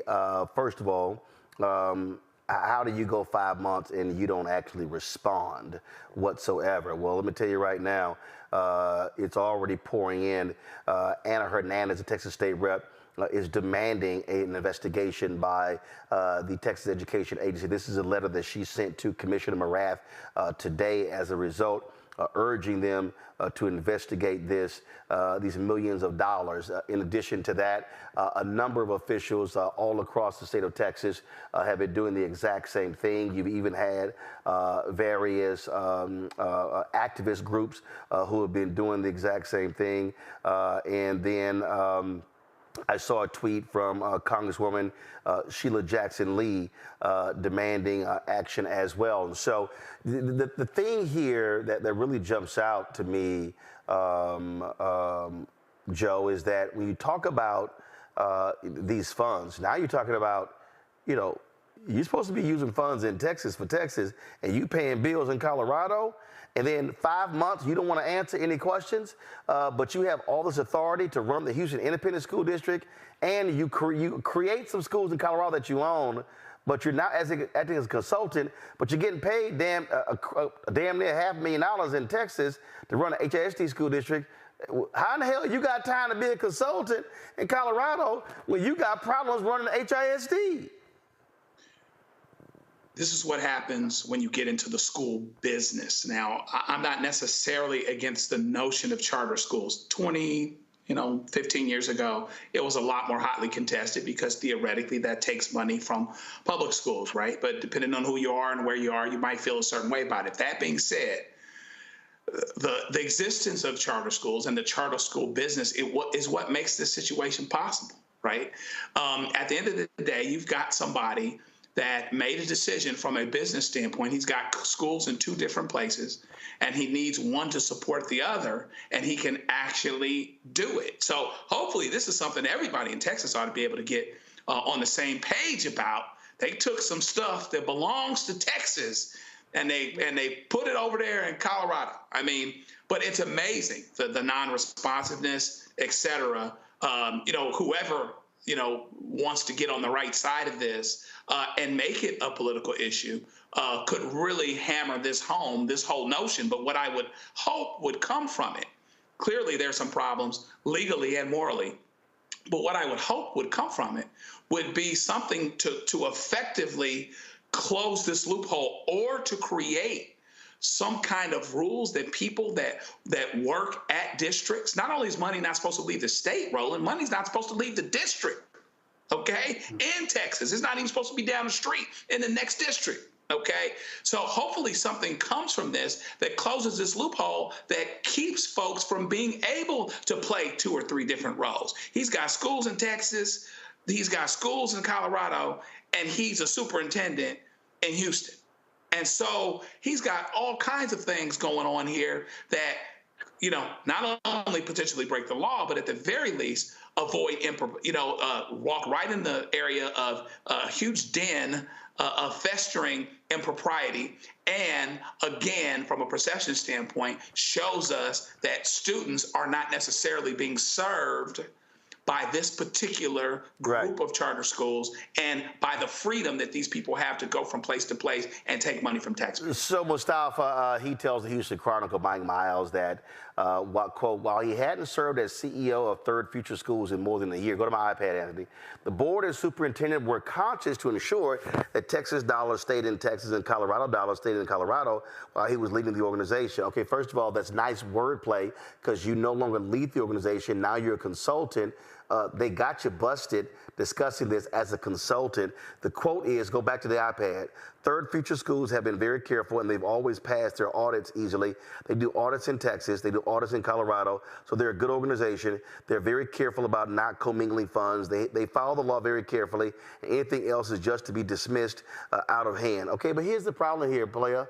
Not as easy to do when there's a check that's going from Texas to Colorado. So they're trying to dismiss it, and ain't as easy as dismissing $10 million. Right. It's about transparency and accountability. I mean, Joe laid it out. But, when you don't have those 2 elements in place, then you find these types of situations, these unfortunate situations, because the kids are the ones who end up getting hurt, actually happening. So if someone is doing an audit, there are different ways for audits to be done. I've been a part of audits.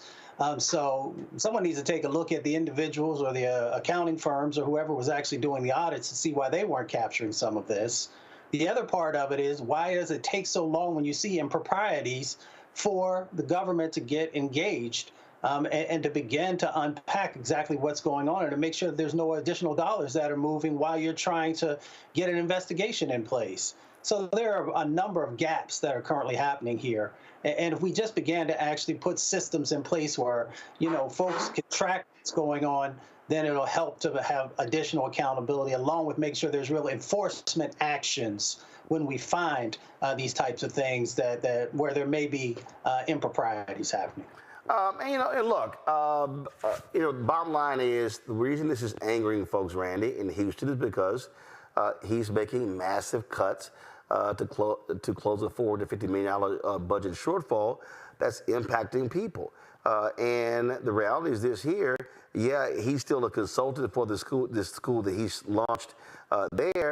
They're saying, hey, man, you need to keep your eye completely focused on what the hell we doing here. Right. I mean, that's why this is inexcusable, because it comes down to kids suffering, and particularly after, what has come out about how kids are faring with test scores and things after what they went through with COVID. We don't have time to be lagging behind for resources to be cut, particularly for them to be cut because of some impropriety, but just straight up crime. It's interesting, everyone who's watching today, most of us go to work. And if our bosses were to send us some questions and we did not answer them for 5 days, there would be a problem. But you're telling me that there were serious questions posed about this issue 5 months ago, and this man has not had to step up? I mean, where is the oversight and the accountability, particularly when it matters so much to people? Indeed, indeed. All right, folks, got to go to a break. We come back.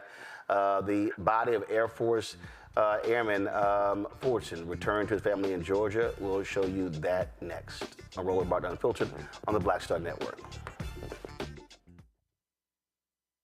Coming soon to the Black Star Network. It was my junior year at Georgetown, and Spike calls me and he says, Malcolm, what are you doing next year? So, graduating, you know? He said, take a year off, work on Malcolm X. I said, okay. But first of all, for the folks who don't know, Spike is my cousin. Spike is my cousin. Just for the person watching, like, how the hell is Spike just gonna tell you that it's true? It's true.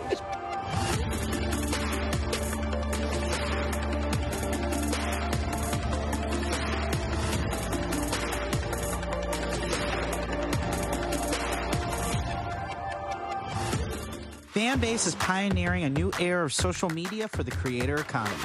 This next generation social media app with over 600,000 users is raising $17 million, and now is your chance to invest. For details on how to invest, visit startengine.com/fanbase or scan the QR code. Another way we're giving you the freedom to be you without limits. What's up, everybody? It's your girl, Latasha from the A. And you're watching Roland Martin Unfiltered.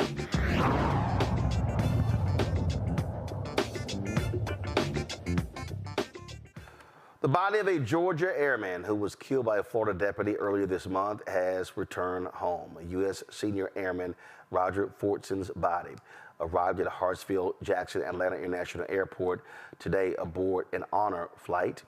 His casket was pulled from the plane, draped with an American flag. Fortson was fatally shot on May 3rd in Florida by an Okaloosa County, Florida sheriff's deputy who was responding to a call about a disturbance in progress.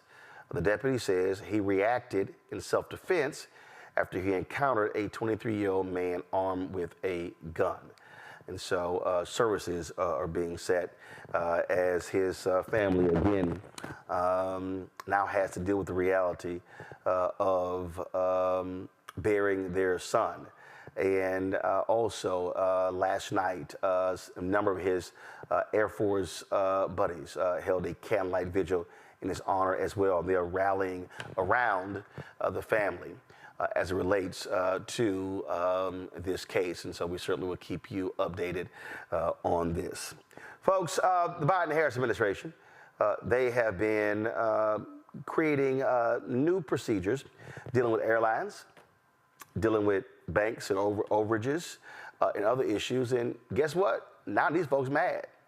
The airlines are now suing the Biden-Harris administration over rules requiring the disclosure of all fees associated with purchasing a ticket. Yeah, airlines, they're mad.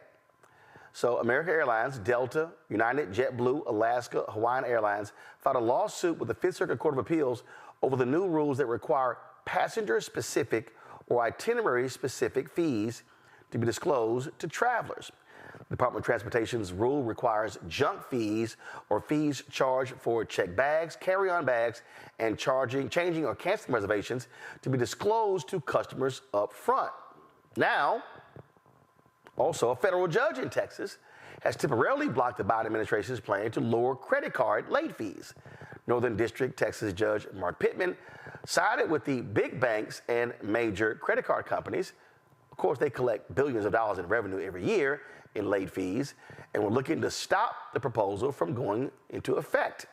The new regulations would have set a ceiling of $8 for most credit card late fees or required banks to show why they should charge more than $8 for such fees. It was supposed to go into effect on Tuesday. This is what happens, Randy, when you have folks who want to do the right thing, and big business is like, oh, hell no, we ain't trying to do this. And so for everybody who's voting, let's be real clear. The Biden-Harris administration trying to make sure you don't get screwed with junk fees on airline tickets when it comes to credit cards as well. But big business is like, yeah, we want to continue. And frankly, they're judge shopping, hoping that conservative Trump MAGA judges side with them. I was was so happy when I saw that the Biden-Harris administration was moving on this. We've all been where we're shopping for a plane ticket. We see the price. We're like, okay, $328. And then by the time you check out, you're all the way up to $500 and you don't understand what happened. And that's what they were trying to regulate. I mean, it should not be too much to ask to say, please tell me for what I'm paying. Tell me what these charges are for. And they're saying, no, we want to keep these charges hidden. That should not even be a question. There should not be a question that we should be able to know exactly what we're paying for. But, you know, big business and the power they have is ridiculous. Mustafa, don't forget you also have pharmaceutical companies suing, trying to stop Biden-Harris from cutting pharmaceutical prices. I mean, it goes down to the fleecing of America. We understand that when we say profit over people, these are prime examples of what that looks like. And we really need to give great consideration to our vote to make sure that we can change these dynamics. If you put, you know, the Biden administration back in the office, then they're going to continue to move forward. But they can't just do it by themselves.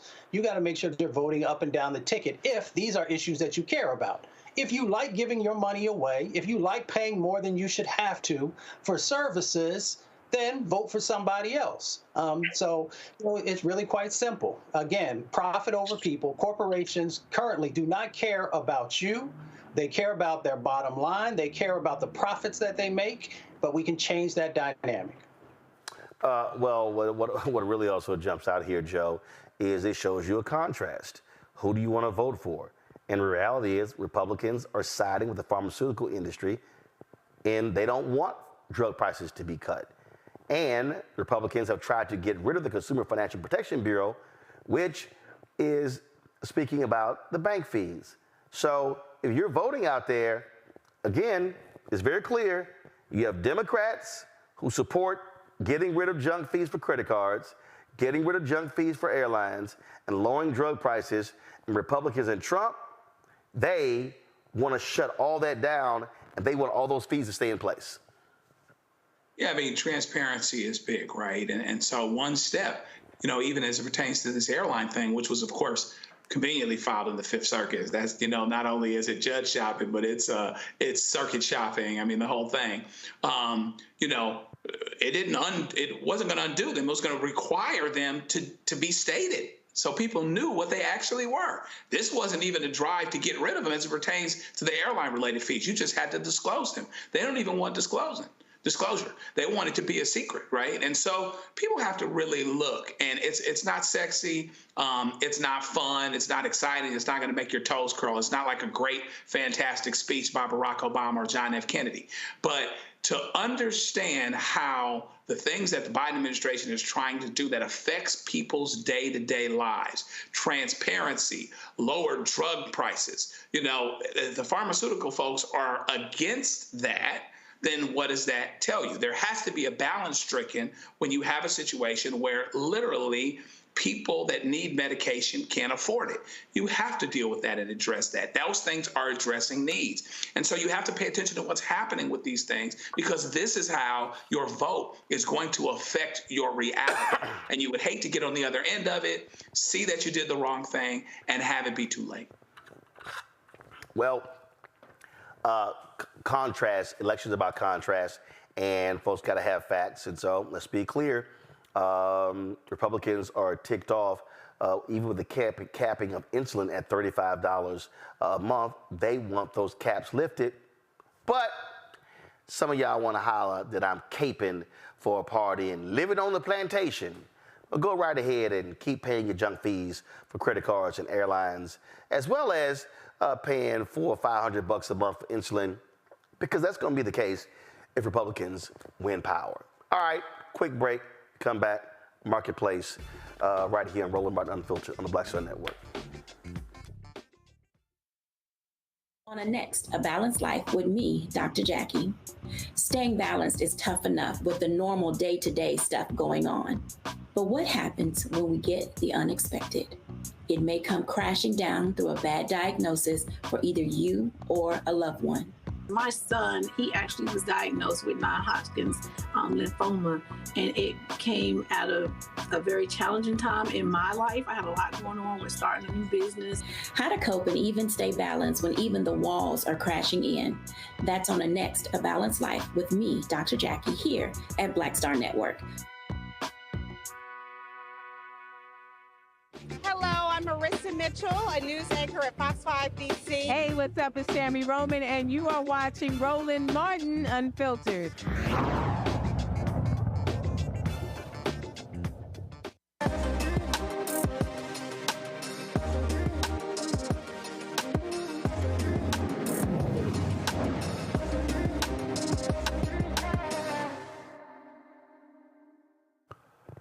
The home ownership gap is widening between African Americans and white folks in America, but within the black community, more black women own homes than black men. Well, a Texas couple launched an initiative to make more black men become homeowners. Kevin and Aisha Shelton founded Black Men Buy Houses to reverse the trends of home ownership disparity within the black community. They joined us from Houston. Glad to have y'all here. Okay, what led y'all to say this is it? Was it something personal? Was it friends? Was it fraternity brothers? Was it loved ones? What was it? So it was actually something really, really personal. When we first got together, Aisha bought her first home at 23, and I was 30 before I had my first opportunity. But we got together. I was paying $1,350 a month in rent, and her whole mortgage was $700. So obviously I was doing something wrong. And that's what started the journey of discovering not only home ownership, but the power of using that home equity to start your business, build wealth, do a lot of things for your family. So what was it, Aisha? Was it the interest rates? Was it size of house? You know, what was it? What was the disparity? I think the disparity, what was easy for me was it seemed possible, right? It wasn't something that was a foreign idea to me to purchase a home. And so when the opportunity presented itself, and to be clear, I purchased a home in 2008. So it was a very different market and a very different time. But most women that I know, most of my colleagues own homes, and it's not even a question. We bought homes at, a very young age. And so, Kevin, for you, were you not seeing brothers who you knew and hung around who would talk about owning homes? They were still renting? Oh, of course. So it was not a conversation. We were talking about cars and clubs and money, but we weren't talking about home ownership and even figuring it out. For me, coming from Third Ward in Houston, Texas, a lot of my friends didn't have parents who were homeowners, and even though my mother owned a home and my grandmother owned a home, nobody really showed me how to do it, especially from a man's perspective. And I had the opportunity to buy a home when I was 19, but I couldn't figure it out. And this was a $9,000 home with a $1,000 payment, and I didn't have $1,000, and I didn't have the credit. And lo and behold, I could have gotten a cosigner, I could have borrowed $1,000, and I just couldn't figure it out. And I really wanted to have the conversation that we as men in our community weren't having, which is you can buy a home, here's the resources to buy a home, and here's a group of men supporting you in buying a home, which is something that the women were doing. So, what have y'all created? Have you created a website, app? What have you done? So we've created a large event that ultimately has become a website. So Black Men Buy Houses was a vision that we had in 2021 that ultimately became our inaugural event in 2023. We had over 900 registrants for the first year and almost 400 men in attendance, and everybody just passionate about home ownership. And that is something that spurred not only conversations across the country. We partnered with NARAB to go on a national tour, just bringing this message across the board. And here we are on the tail end of our 2024 event, and we had an overwhelming reception, again, from men just passionate about trying to figure it out. And it's something that I love to see, a room full of Black men just inspired and wanting to know more. And for us, that's really the journey, is not only having the conversation, but actually creating homeowners from these events and ultimately from the website and resource hub. Questions from our panel. Mustafa, you first. Yeah, well, thank you both for all that you're doing. Yeah, question for me is, how does home ownership or ownership of land, two things that I was taught when I was really young, help us to address the wealth gap that exists inside of our community? So, the majority of American wealth is based in our homes. And a lot of black families don't get to ride that equity wave up. So, if you look at the disparity of home ownership, even from the financial crisis in 2008, we see home ownership in the black community completely drop. And the reason why is not only have interest rates gone up, but the amount of down payment has gone up, and it's harder to buy a home, and affordability is something that is very hard for us to overcome. So, for our community, home ownership is stability. It gives us a stable payment that we can count on over time. And that's one of the biggest ways that we can start taking chances in starting those businesses or paying for college tuition for our children and not having the burden of either high interest debt or high rent cost as we kind of go through these economic cycles like we're seeing now. Well, and I feel like it also normalizes homeownership for the black man, right? The conversation, just the initiative of black men buying houses kind of normalizes buying homes. And before we buy cars, before we do the things that are flashy and sexy online, to buy a house.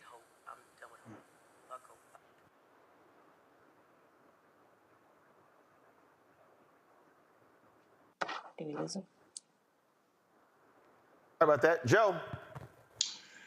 Yeah, I certainly want to say we appreciate what it is that you're doing. I wonder, as it pertains to having this program to have X number of men become aware, become home buyers, what is the profile of those men? What's the educational profile? Because what we're hoping is, there are a lot of alternatives, and there always have been. We've grown up on them. Our parents, brothers that were electricians and that were plumbers, and made really good money doing other things. And it just might be that brothers may be a little less likely to go to college, but that doesn't necessarily have to mean that they're less likely to make the money that they need to own a house. And with this knowledge component being very important. So what have you found about the educational and economic profiles of the men that you're trying to reach? And is there work that has to be done in conjunction with other organizations to make more men eligible once they have the knowledge? So I'll tell you, the first year, we didn't recognize how important it was to collect that information. The second year, as we're having conversations with sponsors, they did want to know more about that demographic. And what we found is that we have a lot of educated men that were a part of the conversation and that wanted to have the conversation. But we also had young adults. So we had people invite their grandchildren and their nephews to say, hey, this is something that you should consider regardless of how old you are. And so we did have the opportunity to collect that data this year. We do have a lot of educated men that came to the conference and were interested in the workshop, but also I think that we had some tradesmen come too. And we own a construction company, so we're talking to men who aren't necessarily college graduates on a day-to-day basis. And owning a home is not tied to going to college. Yeah. Owning a home is tied to your economic stability and your family, right? If we look back historically, the families coming from post-slavery, the families coming through the civil rights movement, they didn't necessarily have a college degree, but they understood the importance of ownership. And I think we just have to go back to our roots as a community to champion owning our community. And honestly, men who are in these existing neighborhoods, they should lean on our elders in our community because there's a lot of opportunity to buy some of these older homes from these older families. And you don't need a college degree to do that. Thank you. Great point. Randy? I really applaud your mission. So needed. Are you partnering with larger organizations, even banks, to ensure that that people are educated and committed to buying some homes? So the conversation has definitely been started. The first national organization that we've had the opportunity to partner with is the National Association of Black Real Estate Brokers, NARAB. So that's a great platform. They've taken us on their Black Wealth Tour this year. So we are a component of the Black Wealth Tour for the National Association of Black Real Estate Brokers. Locally, we partner with one of the local Alpha Phi Alpha chapters, 100 Black Men, the local chapter as well. But we are very excited about taking this message message across the country. And our next mission is faith-based organizations as well. We just want to reach out to everywhere that Black men are, and have this conversation and normalize this conversation. Well, it's no shock y'all party with the alphas. That ain't that hard. Okay. Just saying that ain't that hard. I do have to ask, are y'all doing anything with Operation Hope? Because they're all about trying to increase folks' credit score about 50 to 75 points, which obviously has a direct impact on lowering the interest rates. So we've reached out to a lot of organizations similar to Operation Hope. We haven't connected with them specifically, but we have a partnership with the Urban League and a partnership with a lot of other local chapters. As we go on this national tour, we're starting those conversations with some of the larger organizations like Operation Hope. So we actually have a stop in Atlanta, and we do plan to connect with them in their office because our goal is to get this message out to as many Black men as possible. This is a completely free event. It's completely free resources. We don't want to stop men from accessing this information. It is a great time to buy a home because it's never been easier from a program perspective. There's money for down payment. There's money for assistance. There's resources to help with credit. So there's nothing stopping you except for you. Gotcha. So give folks your website. So it's blackblkmenbuyhouses.com. And then marriageandrealestate.com is our organization for the Black family. Gotcha. All right then. All right. Well, I'm sending John Hope Bryant a text with Operation Hope. So I don't. No disrespect to staff, but I don't go through staff. I go direct to the folks. So trust me, that'll be real easy for y'all to make the connect. Because trust me, he'll be texting me back shortly. Appreciate it. Glad to see you doing this here, and it's a great thing. But again, though, for a lot of people out there, these brothers who and even sisters understand. People are spending. I told y'all he already hit me back, so I already send y'all. I'll send to Carol, tell y'all who y'all need to connect with to do this. So he just hit me back. Hold on. All right, Carol, I'm sending to you now. So one of the things that I keep telling is a lot of our people, they're spending a crazy amount of money renting homes, and they're not getting anything out of it. Yep. And it just makes no sense. Now, I do tell people there are some instances where leasing or renting makes sense because if you're transient, if depending upon where you are, it makes sense. But it's just for a lot of folk. Listen, I would rather you get into a home and build some equity and then be able to do something with that as opposed to just keep spending your money on other stuff that's not going anywhere. So. Good luck. And rent is not getting any cheaper. The interest rate on rent is 1,000%. So people just need to realize that. Yep. And guess what? They can keep jacking that rent up as much as they want to, as long as demand is there. Yep. Yep. All right. We appreciate it. Thanks a lot. Thank you. Thank you. All right, folks. Some sad news in memoriam. Christopher Etley, who, of course, a brilliant legal mind, University of California at Berkeley, passed away over the weekend. He, of course, really was a strong affirmative action advocate. Chris Etley, trained, taught so many young minds, and again, passed away this weekend. And so many folks definitely have been talking about losing such a significant legal scholar, Joe. Joe, you're on mute. Oh, boy, I don't see that. Go ahead. There you go. Okay, there you go. Sorry about that. Yeah, so here's another legal mind that did so much to help a lot of us. Some of us are out in the well trying cases, et cetera, but there are thought leaders that are training based on the law, based on what's supposed to happen, particularly as it pertains to affirmative action, which has gone back and forth in terms of how it's been evaluated from the Supreme Court on down. And for people to understand these nuances and to have these particular pieces of information and things that we can take from and listen from. I was just talking to a mutual friend of Milton Grimes the other day, and I want to get in contact with him and just sit under him and listen. This is another one of these brothers that helped a whole lot of us, and hopefully we can follow his example. May he rest in peace. Also, folks, Houston has also lost a civil rights and ministerial giant in Reverend William Lawson. Reverend William Lawson was the founder of Wheeler Avenue Baptist Church there in 3rd Ward, Houston. He passed away at the age of 95 years old. Very much involved in civil rights, in economic rights. He also, his daughter Melanie Lawson right there, she longtime reporter anchor at KTRK-TV in Houston. There you see him pictured with Reverend Dr. Martin Luther King Jr. And again, very much involved. An amazing, amazing brother, and also a proud member of Alpha Fraternity Incorporated. Reverend William Lawson, dead at the age of 95. Folks, that is it for us. Let me thank Joe. Let me thank Randy, Mustafa as well for being on today's show. Thank you so very much, folks.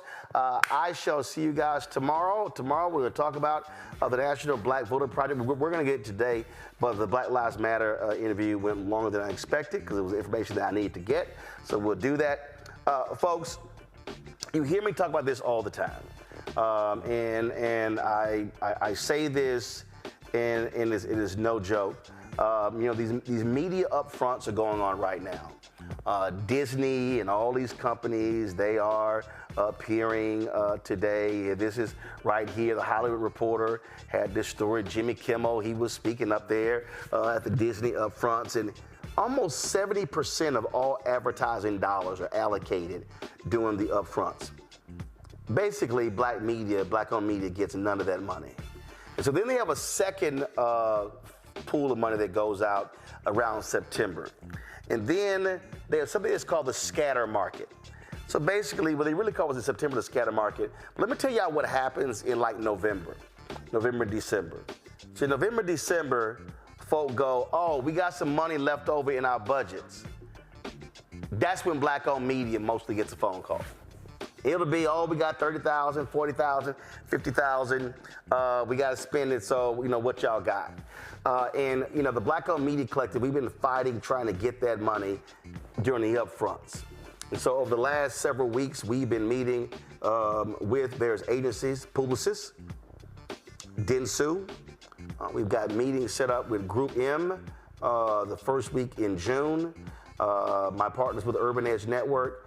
And Black-owned media is getting 1% of the $340 billion being spent on advertising, and that, folks, is an abomination. So we continue that particular fight. So when you support this show, I came to the office today, and there were some folks, Judith Johnson, Donovan White. I had some other, there's some people, let's see, Mary Oliver Benoit.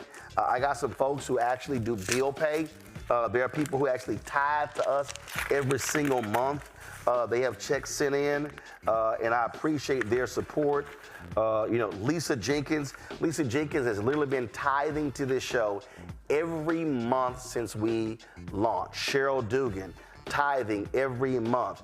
I get constant donations from Napoleon Keys, William Thorpe. So there are people who absolutely believe in this show, believe in the work that we are doing, and so your support is absolutely crucial. I told you we plan on traveling down to Tarrant County to Fort Worth when they have the next rally there for Crystal Mason to cover that live. We're going to be in June. We're going to be, of course, in D.C. covering the massive March of the Poor People's Campaign. We hope. We plan on being at the Democratic National Convention in August in Chicago. We also want to be able to be on the road, taking the show to a lot of your cities and towns to hear what you have to say for the election. So your support is critical. So our goal with our fan club is real simple, to get 20,000 of our fans contributing on average $50 each. It's $4.19 a month, 13 cents a day. That's $1 million if we raise it. That is a huge to offset the expenses for us, folks, because it's $195,000 a month. To what it costs to operate the the Black Star Network. And so you can see your check and money order to P.O. Box 57196, Washington, D.C., 20037-0196. Cash App is $RM Unfiltered. PayPal R Martin Unfiltered. Venmo is RM Unfiltered. Zelle, Roland at RolandSMartin.com, Roland at RolandMartinUnfiltered.com. And also, folks, on YouTube, y'all slow as hell. Come on now, we got 82 to hit 1,000 likes. Let's go. You can also, again, give that way. You can download the Black Star Network app, Apple phone, Android phone, Apple TV, Android TV, Roku, Amazon Fire TV, Xbox One, Samsung Smart TV, and of course you can get a copy of my book, White Fear, How the Browning of America is Making White Folks Lose Their Minds, available at bookstores nationwide. And I am continuing to personally autograph books. We shipped out another 100 or so books today of White Fear, and so we're getting those out of the door. I got more books to sign, so when I get home, I'll be signing tonight. So trust me, folks, some of y'all are emailing me. We are doing, and again, because I got to personally autograph them, y'all, we have to package them by hand. So it's not like the distribution center could do this here, because I'm personally autographing them. And so please be patient as we get the books out. That's it, folks. I'll see y'all tomorrow. Marilyn Mosby will be joining us as she seeks to get a pardon after she was convicted of spending her own money, getting her own money out of her funds. She's convicted of fraud. She'll be joining us tomorrow right here on Roland Martin Unfiltered on the Black Star Network. I'll see y'all tomorrow. Holla! Black Star Network is here. Oh, no punch! I'm real revolutionary right now. Thank you for being the voice of Black America. All momentum we have now, we have to keep this going. The video looks phenomenal. See, there's a difference between Black Star Network and black-owned media and something like CNN. You can't be black-owned media and be scared. It's time to be smart. Bring your eyeballs home. You dig?